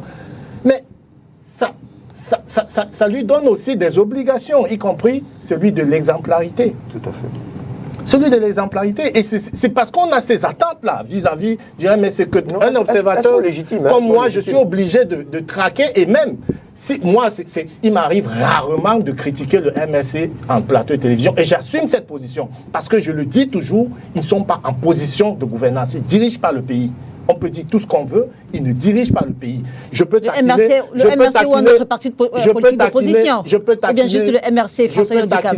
Je peux taquiner monsieur... François Yodikam, le MRC ou un autre parti politique d'opposition ou bien juste le MRC? Non, je veux dire... Non, il faut aussi être honnête pour reconnaître que la scène politique au Cameroun aujourd'hui, c'est pas une foultitude de partis non plus, de monde non plus. Quand je parle du MRC, je vous ai dit, je considérais que c'était le principal parti de l'opposition. On a le MRC, on a le SDF, oui. On a le CPP, qui sont aujourd'hui ce que l'on sait. Qui sont aujourd'hui ce que l'on sait. On a l'UNDP. Bon. Oui, qui sont aujourd'hui ce que l'on sait. Donc, quand j'évoque ces partis-là, c'est avec beaucoup de réserve. Je peux taquiner. Est-ce que vous avez une proximité avec le MRC, François Yodikam? Non, mais c'est pas la question. Même si j'en avais une, mes propos ici montrent très bien que je ne suis pas partisan et je ne suis pas prêt de l'être. Ce que je reproche au MRC, je l'ai dit. Ce que je reproche à M. Ekane, je le lui ai dit ici. Et voilà, ça ne veut pas dire que je pousserai la critique à un niveau où je pourrais la voir, par exemple, au RDPC, M.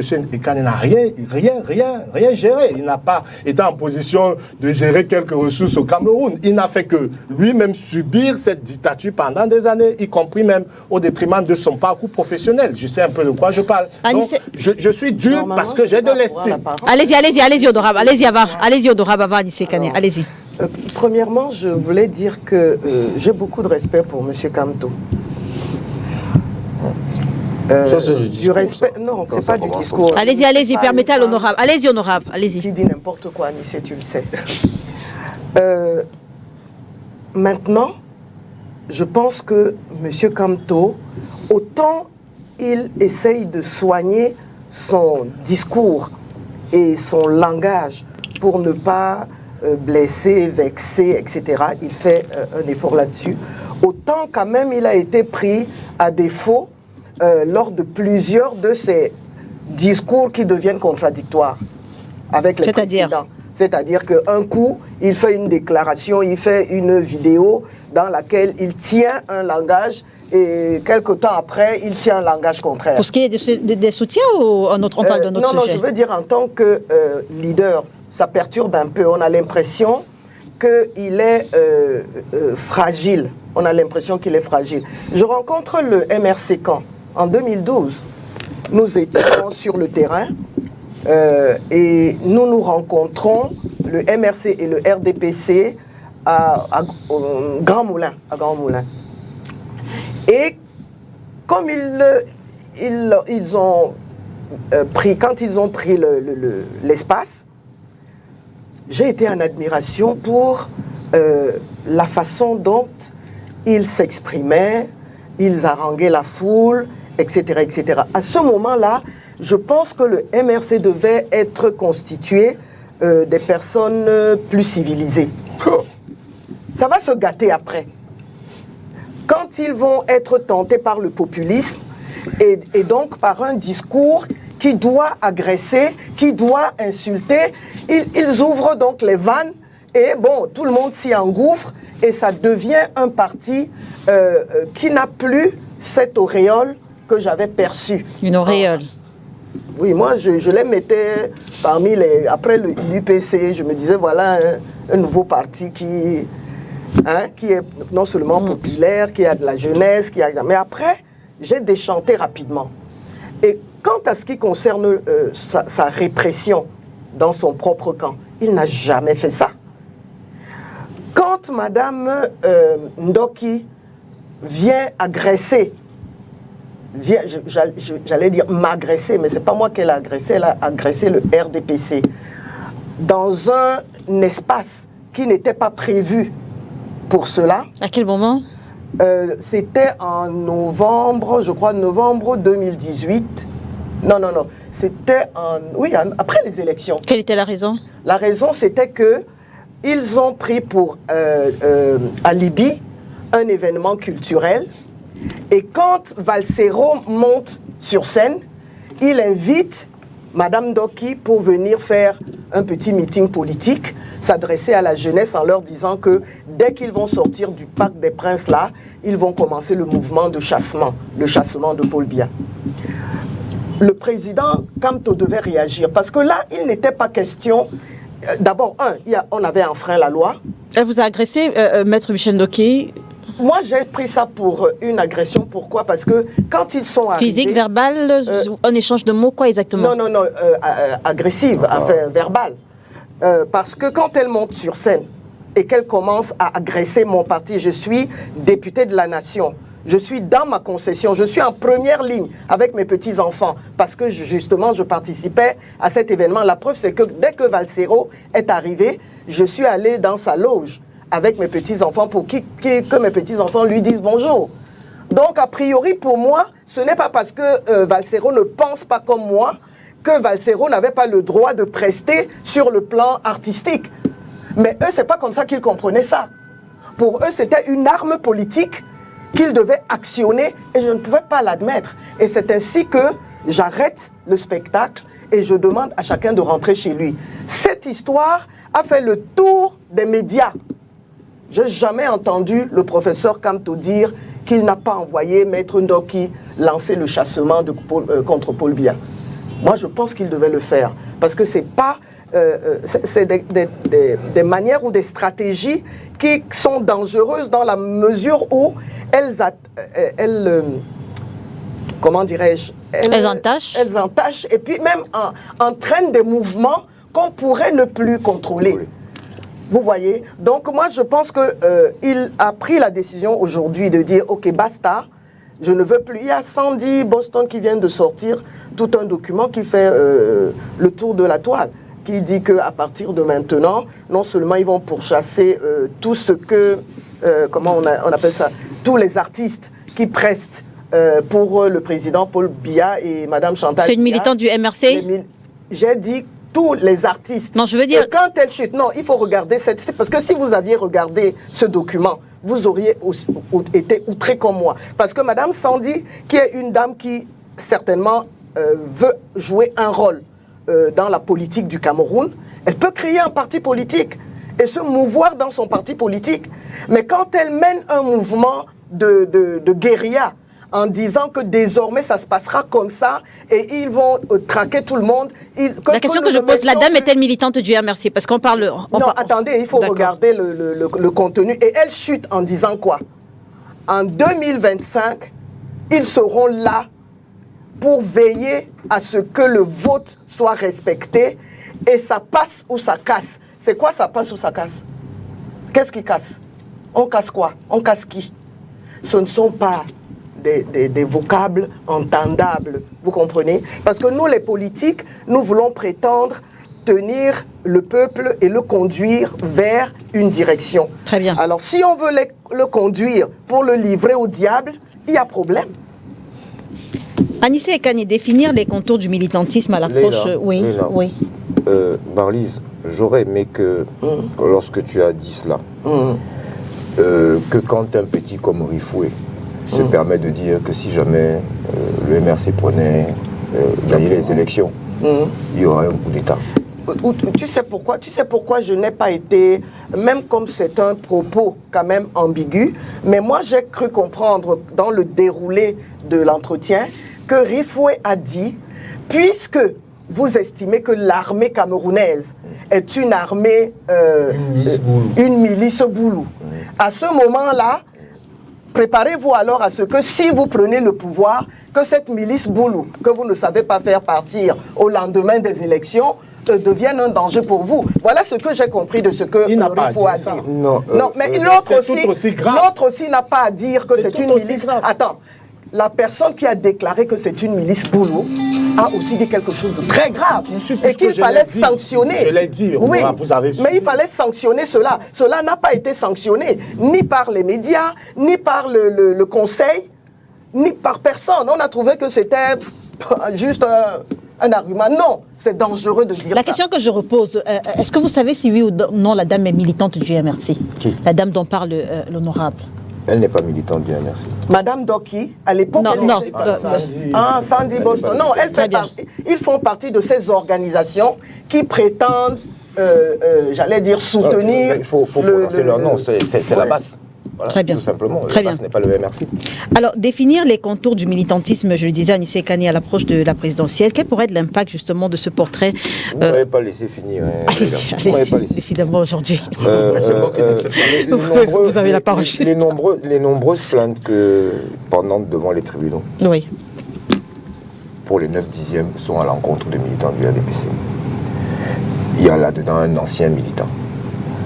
Ce que je dis et je répète, Marlise, avant d'enlever la paille dans l'œil du voisin, il faut enlever la poutre dans son propre œil.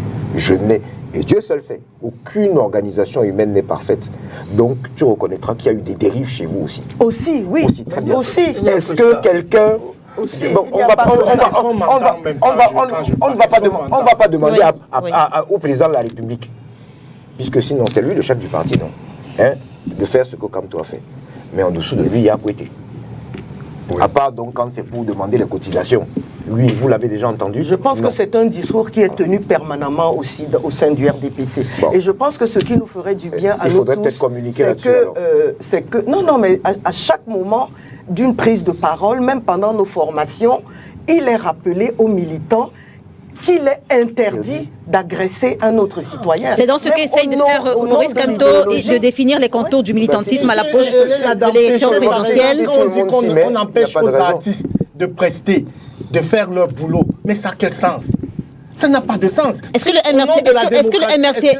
MRC est sorti, par exemple, sur ce point qui n'est pas rien, Charles Dicam? Bon sang. Non, peut-être qu'il n'a pas vu ça. Peut-être que le président du MRC n'a pas vu. Est-ce que ça date d'aujourd'hui? Oui, ça date d'aujourd'hui. Non, je demande, c'est ce mouvement et ces agissements datent d'aujourd'hui. De 2018, l'élection présidentielle. Ça date ça fait des années que ça dure. Ça fait des années que ça dure. Où on a vu des artistes prendre une position aujourd'hui, prendre une autre demain au gré de leurs propres intérêts. Sauf qu'à l'époque, ils n'étaient eux-mêmes. pas pourchassés à l'étranger. Et battu, battu à en 100. quoi est-ce que nous sommes responsables de cela? En quoi est-ce que le MRC est responsable de cela? Mais quand ils disent qu'ils le font parce que certains poussent même le bouchon, moi je dis que désormais, si quelqu'un prononce le nom de Kamto dans ce type d'action, le président Kamto doit lui porter plainte aussi. Pourquoi il ne porterait pas plainte? Vous nous portez seulement plainte, vous ne portez pas plainte. Mais pourquoi pas? C'est tout à fait Peut-être que envisageable. c'est le but justement des 10 commandements. Vous pensez que la sortie est faite au hasard? Non. On sait très bien que nous sommes en train d'entrer dans des moments de turbulence et que certains vont en profiter et que pour l'instant ce nom est bankable. Vous voulez que je vous dise quoi? On y met de tout et de rien. Donc il a préféré repréciser les choses et ceux qui s'y tiendront, tant mieux. Ceux qui ne s'y tiendront pas, tant pis pour eux. Donc il essaye donc, Anissé Kane, de redéfinir les contours du militantisme à l'approche de l'élection présidentielle. Quel pourrait être l'impact de ce portrait robot sur l'assainissement de la scène politique? Est-ce que cette clarification peut contribuer à préserver l'authenticité de ce parti politique et même de son leader au moment où la plateforme de Douala justement recherche ce candidat fort de l'opposition? Et vous avez dit justement que ce soit Maurice Kamto, que ce soit Joshua aussi, que ce soit Kabra Libi, qu'ils étaient dans votre viseur, on va dire ça comme ça. Oui, bon, vous savez, moi je n'ai pas cette éducation politique, donc bon, je ne sais pas si ça va changer grand-chose. Ce que je dis, c'est qu'on ne guérit pas le mal par le mal. Il faut toujours penser à ça et que les Camerounais sont suffisamment lucides pour séparer les vrais. Voilà. Moi, je pense que le fait que ça dégénère en politique, c'est parce que les leaders le laissent faire. Les leaders. Oui, les leaders ont la responsabilité de redresser ce genre de choses. Bon, moi, je n'ai pas parlé de moi. J'ai tout entendu. Bon, quand vous dites les leaders, vous avez également un militant du Manidem dont les sorties ne font pas toujours l'unanimité sur les réseaux sociaux. Oui, ça ne fait pas l'unanimité, mais il est dans une bataille, je vais dire, avec des éléments, pas avec des partis politiques. Premièrement. Deuxièmement, la direction du parti. Est-ce qu'il a déjà été rappelé à l'ordre? Je ne vais pas vous dire ce qui se passe au sein du Manidem, mais quand vous me suivez sur les déclarations, vous savez ce que je pense, par exemple, de quelqu'un comme Libi. Vous savez, j'ai dit à plusieurs reprises qu'on est aux antipodes complètement. Vous savez, notre pays a des communautés, mais il a aussi des classes sociales. Fondamentalement, ce qui lie les Camerounais aujourd'hui par rapport aux intérêts, c'est l'appartenance à une classe, pas à une communauté. Parce que tous les bandits de la République se retrouvent au bord du festin. Tous les bandits de la République, vous ne les connaissez pas? Mais non, moi je là, il n'y a pas d'ethnie. Allez-y, on va sortir de ce sujet. Là, il n'y a plus d'ethnie. Oui, on va sortir de ce sujet, oui. Tous les bandits de la République, en prison ou pas en prison, se retrouvent généralement au sein du RDPC. C'est une affirmation un peu grave, ça, quand même. Non, mais je vais lui répondre. J'ai dit les bandits de la République, hein. Je ne dis pas les bandits du grand chemin. Les bandits de la République, c'est-à-dire ceux qui font... Vous parlez certainement des personnes qui ont détourné des fonds et qui ont été... oui, d'accord, c'est de ça qu'il parle. Oui, oui. Je vais vous répondre. Je ne connais pas On va sortir de ce sujet. des Perviers qui appartient à un parti de l'opposition. Moi, je ne connais pas. Donc, du moins, tous ceux qui sont déclarés bandits de la République sont au RDPC, ont été au RDPC. Et ils sont sanctionnés par qui? Oui, mais non, peu importe. Mais ce sont les bandits. C'est pas parce qu'on a été sanctionné qu'on est... On a des personnes qui ont été reconnues coupables ou alors dont les procès sont en cours, qui restent militants du RDPC, qui sont en prison mais qui restent militants du RDPC. Sont déclarés... Ils sont sanctionnés ou pas? Oui, par le président de la République, mais pas au niveau du parti. Mais maintenant, non, ce n'est pas une excuse. Ce n'est pas une excuse. Donne-moi une minute, je te la rends. À supposer donc que ce soit vrai. Vous voulez même détourner quoi? Vous avez quelque chose à détourner. Mais par contre, quand on vous a vu mener... Attends, quand on vous a vu mener des actions, par exemple autour du Covid, eh bien, on s'est rendu compte que les détourneurs existent quasiment partout. Non. Donc, travaillons sur notre moralité commune, parce qu'on n'est pas je veux dire, penser que le simple fait d'être militant du RDPC que fait de je nous... suis stupéfait. Par quoi? Stupéfait. Non, À date. À date, oui. Qu'est-ce qui s'est passé? Je ne connais pas une seule plainte devant un seul tribunal contre le MRC. Contre quoi? Ni encore moins sur l'opération Survival. Une seule. Ah, mais vous avez il y a des seulement gens qui ont camouflé décidé, Vous qu'on avez avait camouflé détourné. vos choses, Donc, laisse-nous. non, Dieu, on a moi qui camouflé n'ai quoi? pas. Ah bon, alors, nous aurions la capacité de camoufler ça et nous n'aurions pas la capacité d'empêcher les dérives qu'il y a sur le. Donc, Non, notre capacité. Vous ne pouvez pas nous reconnaître une capacité, tout et son Marie, contraire. Il faut quand même reconnaître les évidences. Oui. Tous les bandits déclarés de la République en prison ont été au RDPC. Mais parce que pour occuper les postes qu'ils occupaient, Attends, il faut être forcément alors, du la RDPC. question que tu me posais est très dangereuse. Tu veux justifier le détournement des fonds publics parce qu'on gère des fonds publics? Non. Non, c'est pas ce que j'ai dit. C'est un a priori. C'est pas ce que j'ai dit. Très bien. J'ai dit que pour détourner, il faut avoir accès à. Donc la Ça veut comparaison que tu fais Non, ça veut entre les dirigeants de l'opposition et ceux du RDPC est une mauvaise comparaison. Parce qu'ils ne sont pas. Ça veut donc dire que. Oui, attendons. Je finis. Oui. Ça veut dire qu'elle justifie les détournements par le fait qu'on a accès à l'argent public. Non. C'est ce que ça veut. C'est pas ce que ça veut dire. Ce que ça veut dire, ça veut dire qu'il est plus facile de détourner. Ah, Quand on est à côté de l'argent que Non, quand on est pas comme du nous tout. deux comme ça. Non, ce n'est pas ça qui fait l'élément fondamental. Qu'est-ce qui fait Ce qui fait l'élément fondamental, C'est quoi? c'est l'intégrité morale de l'individu qui est à côté de l'argent. Et comment on évalue ça? C'est quand il ne prend pas. Oui. N'est-ce pas? Oui. Voilà. Et Mais puis, pour quand il est à côté, et qu'il ne prend pas. C'est ça. Oui. Il faut d'abord être à côté. Mais je vais vous- Et on ne prend pas. Je vais Mais dire, quand on est comme toi et moi, on n'est pas à côté. On a eu beaucoup de C'est surprises. difficile de On prendre. a eu beaucoup Oui, de surprises. oui, terminé. Non, je voulais dire que Dont on ne pouvait pas remettre la probité en cause. Oui. Le moment venu, à côté. Allez-y, terminez. c'est normal qu'on rectifie le tir, surtout lorsqu'on arrive à côté des échéances électorales. C'est normal. C'est dans ce sens que je comprends la sortie oui. de Komalma. C'est pour ça que j'ai dit que il aurait fallu le faire un peu plus tôt. C'est tout. Ensuite, vous savez, un parti s'apparente généralement à ses militants. Parce que le dirigeant, généralement, est toujours clean. Il faut faire un effort particulier à ce que, comme on dit, une dent carriée ne pourrisse toute la bouche. C'est important, dans notre contexte, D'accord. polluer par des discours de haine, c'est très important. Très bien. Et une petite remarque, Pour sortir par rapport à ça. La dernière fois que j'ai rencontré Kapto, et quelques-uns de ces gens, j'ai dit que avoir en front office quelqu'un qui a un discours sectaire et tribaliste, ça pose problème. Ça pose problème. Djikam me comprend.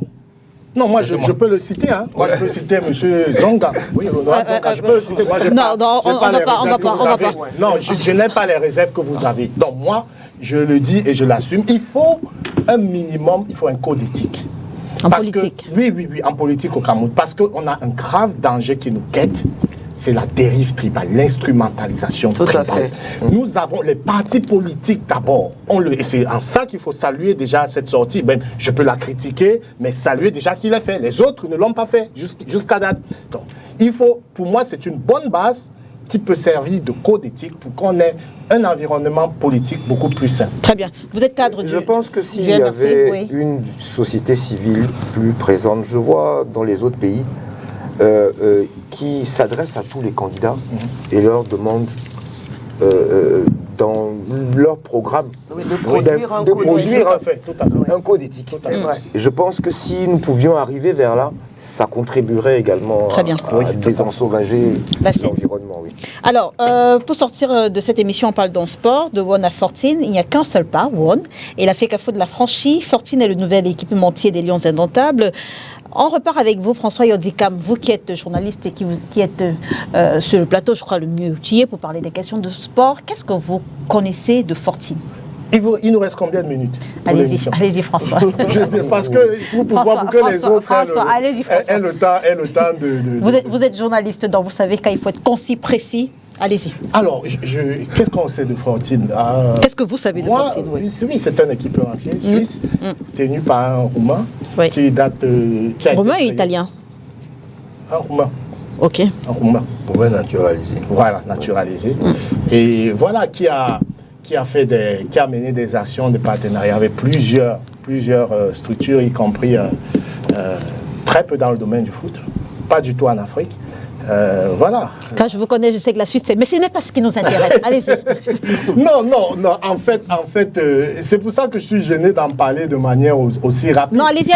Il faut voir d'où on vient. Le problème de l'équipementier, c'est central dans l'organisation de l'Africa Foot. Et je vais vous faire un petit rappel historique. C'est ce problème qui est à l'origine de la rupture entre Samuel Eto'o et Seydou Bumbo. Qui l'avait placé, parce que c'est Samuel Eto'o équipementier. Qui a placé. Et pourquoi? Parce que il se trouve qu'en 2017, Tombi Aroko est président de l'Africa Foot, mais son élection est contestée. Alors Tombi négocie avec Puma, qui est déjà là, qui nous donne, je crois, 1,3 milliard par an. Tombi négocie la reconduction du contrat avec Puma. Sauf que son élection étant contestée au TAS, il finit par être mis de côté. Et arrive un comité de provisoire de normalisation, tenu par Maître Dieudonné Api, qui est lui aussi l'avocat de Samuel Eto'o, qui a été placé là par Samuel Eto'o. Alors, Maître Dieudonné a le malheur, je raconte tout ce que j'ai dit là dans mon livre, pour ceux qui l'ont lu. Maître Api a le malheur d'approcher des entremetteurs qui lui font miroiter l'arrivée d'Adidas, qui donnerait plus. Apparemment, il paye même des commissions à ces gens. Sauf que c'était des bonimentaux, il n'y avait rien. On annonçait 2 milliards, mais en fait, Adidas n'était pas dans les parages. Résultat des courses, il part sans qu'on ait renouvelé avec Puma. Arrive le nouveau président Seydou, qui retrouve les Lions sans les équipementiers. Il faut aller voir. Il rentre vers Puma. Puma dit non, on n'est plus intéressé. On a voulu, vous avez refusé. Adidas, on n'a jamais entendu parler de vous. C'est là où intervient le coq sportif. Le coq sportif par l'entremise de Yannick Noah. Sauf que, et c'est là où commence le problème, le coq sportif, Seydou prend celui de négocier seul. Il n'informe pas son mentor. Il va à Paris et il signe le deal. C'est à partir de là, ici, il a un deal au rabais, 600 millions par an. C'était déjà à peu près scandaleux. Et c'est ce jour, ce moment précis, que Samuel décide de se débarrasser de lui. Et ça n'a rien à voir avec ce qu'on dit, la gestion de Seydou qui n'était pas bon. Non, il y avait une mésentente. Maintenant, alors, on en est où au Cameroun pour ce sujet? On en est dans une situation où on a un exécutif qui nous a déjà fait perdre sur cette question au PAM 15 milliards en 3 ans et demi. La question de l'équipementier? Oui, 15 milliards. En termes de procès avec le corps sportif qui a été conduit sans façon, c'est dans les 7-8 milliards. En termes de manque à gagner, One Sport, c'est quoi? Ils ont payé combien? Personne ne sait. Le bus, il est où? Personne ne sait. Tout ce qu'ils ont promis comme merchandising autour de... J'évalue ça au minimum à 4 milliards. Et puis l'autre problème, c'est qu'on a fait 7 mois pratiquement, 7 à 8 mois sans équipement. C'est un autre manque à gagner. Et que la vice-présidente de l'Africa Foot ne semble pas mesurer quand elle dit les Lions ne jouaient pas torse nu. Comment on peut avoir des gens comme ça à la Fédé qui croient qui ne mesurent pas la portée d'avoir un équipementier quand on a une équipe nationale? C'est extrêmement grave. Donc, il y a eu ce gros trou abyssal qui est là. Et on nous fait donc, arrive Fortine. Fortine arrive dans quelles circonstances? Première chose, il faut avouer que le label Lyon a un peu perdu de sa superbe. Ouais. On ne gagne plus beaucoup. Ouais, nos sélections intermédiaires sont toutes éliminées. On se signale plus par des contentieux. Et plus, on a viré sans façon le corps sportif. N'oubliez pas que ces gens, les Occidentaux sont solidaires entre eux. Ils se parlent, ils s'entraînent, on dit, ah, vous allez là-bas dans cette fédération, on va vous virer à la veille d'une Coupe du Monde. C'est gênant. Résultat des courses, il n'y a pas un gros qui a soumissionné.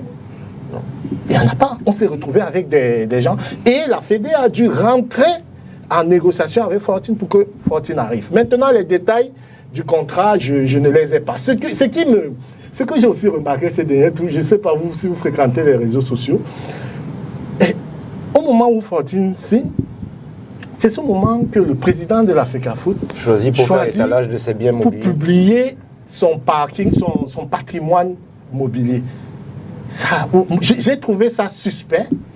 Il y a ce moment, et puis il y a aussi la démission du directeur marketing qui a sûrement dit désavouer ce deal-là. Mais je l'ai dit en d'autres circonstances, c'est trop facile.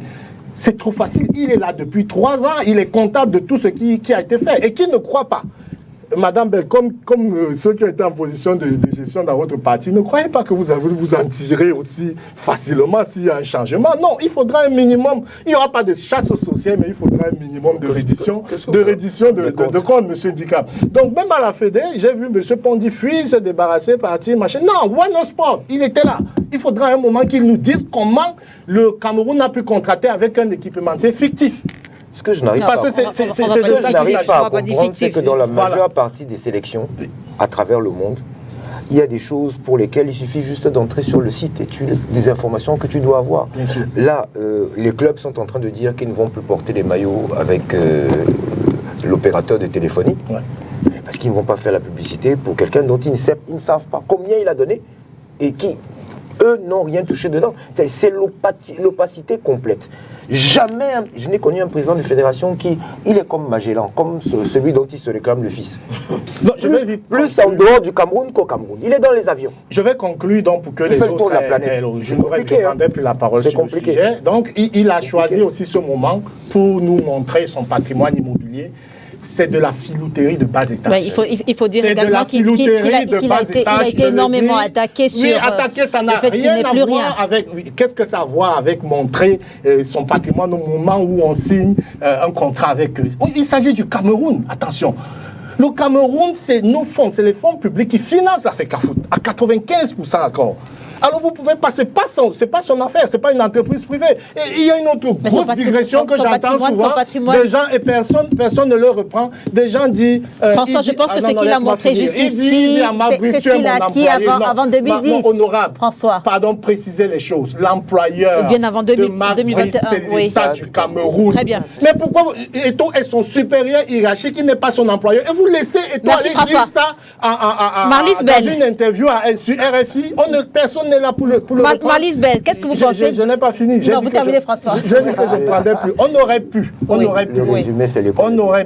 aurait pu, pour la sélection nationale, en dépit du fait que le label est déprécié, avoir un médaille deal en faisant quoi? En incluant nos figures marquantes. C'est vrai, les Lions n'ont pas beaucoup gagné ces temps, mais actuellement, on a des joueurs qui brillent sur le plan international. Brian Pemou, Onana, Sambou Anguissa. Même les basketteurs aux États-Unis, tout ce monde-là aurait pu. Parce que eux, pourquoi ce n'est pas fait à la Fédé? Parce que le président de la Fédé lui-même est en conflit ouvert avec les leaders de la sélection nationale. Très bien. Ça pose un vrai problème. Alors, Marlise, avant Anissé Kane, qu'est-ce que vous pensez du choix des équipementiers du label Lion Indomptable sous le magistère de Samuel Eto'o-Fils? Parce qu'avant Fortine, on a quand même eu One All Sport. Bon, nous avons un métier difficile. Hein. Nous qui portons la parole des partis politiques. Ce n'est pas parce que nous portons la parole des partis politiques que nous savons tout. Qu'est-ce que Marlise Bell pense? Moi, vraiment, du choix des équipementiers. J'ai beaucoup aimé le développement, récit, oui. le développement qui nous a été fait et ça m'a instruit. Est-ce que vous êtes satisfaite? Avant Fortine, on avait One All Sport. Avant One All Sport, on avait le Coq Sportif. Bon, le Coq Sportif n'a pas été signé par Samuel Eto'o-Fils, mais je veux dire, par le passé, on avait des équipementiers comme Puma, notamment. Est-ce qu'aujourd'hui, Marlise Doilabel, citoyenne, fan des Lions Indomptables, j'imagine, comme tous les Camerounais, est-ce que vous êtes satisfaite des équipementiers que nous ramène la FECAFOOT sous le magistère de Samuel Eto'o-Fils depuis 2021? One All Sport, Fortine aujourd'hui. Je m'occupe de beaucoup de choses, je parle de beaucoup de choses, mais vraiment permettez que cette fois-ci, je dis que moi je veux seulement les voir habillés en train de courir sur le terrain et de mettre les buts. Franchement, je sais Alice pas. Moi, je sais pas pourquoi est-ce qu'on se pose beaucoup de questions. Oui. La gestion de la FECAFOOT est à l'image de la gestion du pays. C'est que ça. Non, mais c'est vrai. C'est vrai. Je ne fais pas de la surenchère, mais c'est vrai. si on ajoute, mais c'est périphérique, au fait que le président de l'Afrique d'aujourd'hui, il a comme papa le président, et comme maman Chantal, ça nous donne une idée. C'est pas pour absoudre le comportement du ministère dans cette affaire embrouillée de... Mais la gestion des entreprises publiques, c'est-à-dire dans tous les domaines où on voit l'État, est la même que celle de l'Afrique, la même que celle de l'État. C'est une opacité, personne ne s'y retrouve. Et tout cela parce qu'il y a des intérêts financiers et claniques. C'est tout. C'est tout. Moi, Est-ce que vous êtes d'accord avec François Yandikam qui a dit que le label Lion Indomptable a perdu en crédibilité? Ça, c'est une évidence. C'est une évidence. Marlise, c'est une parenthèse, Marlise, dans le label, vous êtes d'accord? Je suis d'accord, mais sinon nous serions courtisés par les plus grands. Que ceux qui nous regardent en rien ne perdent rien pour attendre. Anissé Kane, allez-y, vous aviez la parole. C'était une parenthèse pour faire intervenir. Oui. A priori, quand l'État met ses sous, il doit automatiquement avoir l'œil sur ses sous. Ça, c'est le principe. Donc, moi, je ne suis pas d'accord que les négociations au niveau des équipements entiers, des stades, etc., se fassent hors du contrôle de l'État. Voilà. On se serait quand même attendu à ce que le nom Samuel Eto'o puisse nous ramener des équipementiers de haut vol, Charles Dicam. C'est pas un philanthrope. On se serait attendu, oui, il y a une dizaine d'années. Il y a une dizaine d'années, il aurait pu nous rapporter beaucoup plus. Mais à la date d'aujourd'hui, je ne pense pas. Qu'est-ce qui a changé? Le fait qu'il ne soit plus en activité? Son nom n'est associé à aucune réussite, tout simplement. À l'international? Avant, il était associé à la réussite des clubs, à la réussite sportive. Qu'est-ce qu'il a fait entre-temps? Je ne sais pas. Pourtant, Dieu seul sait qu'il se travaille, il se promène à travers la planète. S'il y a quelqu'un qui se promène beaucoup, c'est lui. Donc je suppose que s'il avait trouvé mieux, voilà. Donc s'il n'a pas trouvé mieux, c'est qu'il ne peut pas trouver mieux. Qu'est-ce qu'on a en droit d'attendre aujourd'hui, François? Et on sort de ce sujet. Des résultats. Et de ce que les uns et les autres laissent les uns et les autres travailler. Ouais, une petite précision, quand je parle du gros déficit. Le coq sportif, le problème avec le coq, ce n'est même pas trop d'avoir résilié, c'est le timing. C'est-à-dire que le coq était là. Pourquoi il nous porte plainte? C'est parce que quand un équipementier vient, c'est l'horizon de la Coupe du Monde. C'est ça qui permet de se vendre. La CAN n'a pas autant de visibilité. Voilà, on était à quelques enclabus de la Coupe du Monde et le contrat arrivait même à échéance. Donc il aurait pu tranquillement attendre que ces gens-là partent et on n'aurait pas eu à payer ce qu'on va payer au corps sportif. C'est comme le coup d'État du Mali, là où le gars, il a un dernier mandat à 3 mois, on lui fait un coup d'État quand même. Voilà, maintenant il y a une lueur d'espoir. Et pour d'un trait, M. Canet, justement, quand je parle, parce que chaque fois je dois faire cette précision, quand je parle de cette fédération, attention, le ministère, ce qui se fait au ministère des Sports aujourd'hui, si on me donne le temps d'en parler, c'est autant calamiteux, c'est symptomatique de cette gouvernance dont vous parlez là, dont je n'exonère pas du tout ce ministère-là, qui est carrément... Maintenant, il y a une lueur d'espoir. C'est l'arrivée d'un technicien qui a été... jusque-là, parce que jusqu'à présent, ce qui peut encore porter, sauver l'honneur, ce sont ces lions. Je vous dis, toutes les catégories intermédiaires sont out. Donc, on a un entraîneur qui est arrivé, qui a des méthodes, qui a un langage qui, souvent, est vraiment à la lisière. Borderline. Oui, borderline. Et moi, il y a des moments où ça me gêne. Il y a des moments, it's too much. You don't need that. Tu peux faire ton job sans toujours être agressif. Voilà, sans être autant agressif. Mais, il sait tenir ses troupes. L'équipe a fait bloc autour de lui. Ben, arrêtons de souhaiter qu'il pète. Arrêtons de se cacher dans notre coin pour dire que non, il faut qu'il pète pour qu'on le vire, pour que Samuel Eto'o revienne en grand justicier. Il faut sortir de là. C'est ça le providentialisme. Merci en tout cas François Dicam d'avoir été avec nous ce dimanche. François quoi? François Yandikam. Je m'appelle Cam. Vous pouvez faire un Cam, hein, laissez même le Yondi. Non, ce dimanche, je suis certainement pas la bonne. Ça gêne beaucoup. Merci en tout cas François Yandikam d'avoir été avec nous ce dimanche. Charles Dicam, ce fut un plaisir de vous avoir. Anissé Kane, qu'est-ce qu'on peut vous souhaiter? Je souhaitais au groupe de Douala beaucoup de réussite. Oui. C'est tout. Merci d'avoir été avec nous. Honorable Douala Bell, merci également. Merci, et puis que le président Kamto prépare sa relève parce que... Prépare sa relève. Oui, quand on a porté les 10 commandements, on ne voit pas la terre promise. Non, l'autre, lui, on le gère. Mais je veux... Ah, c'est lui. Je veux dire que le ministre Charles, le ministre de l'enseignement supérieur, décidément ce dimanche, le ministre de l'enseignement supérieur a lui aussi dit que Paul Biya était Moïse. Comment? Le ministre Jacques Famendonga a lui aussi dit que Paul Biya était Moïse. Créateur. Était Moïse. C'était à quelle occasion? Lors de la... Je parle des 10 commandements. Tu nous as fait venir ici pour les 10 commandements. Et je suis en train de rappeler lors de la cérémonie de dédicace d'un livre. Lors de la cérémonie de dédicace d'un livre.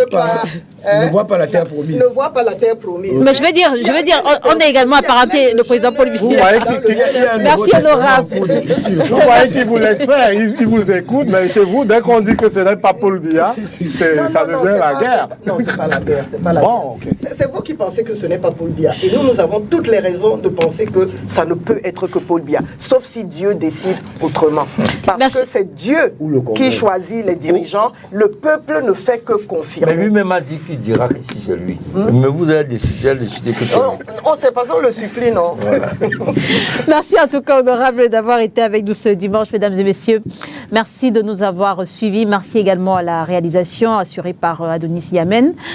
On se retrouve dimanche prochain sur les antennes de Spectrum Télévision, si bien sûr Dieu le veut. Mais avant, cette émission est rediffusée ce soir lorsqu'il sera 21h30, demain lundi, lorsqu'il sera 13h30, donc je l'ai dit, si Dieu nous le permet. Nous serons avec vous dimanche prochain lorsqu'il sera 12h sur les antennes de Spectrum Télévision. Bon dimanche.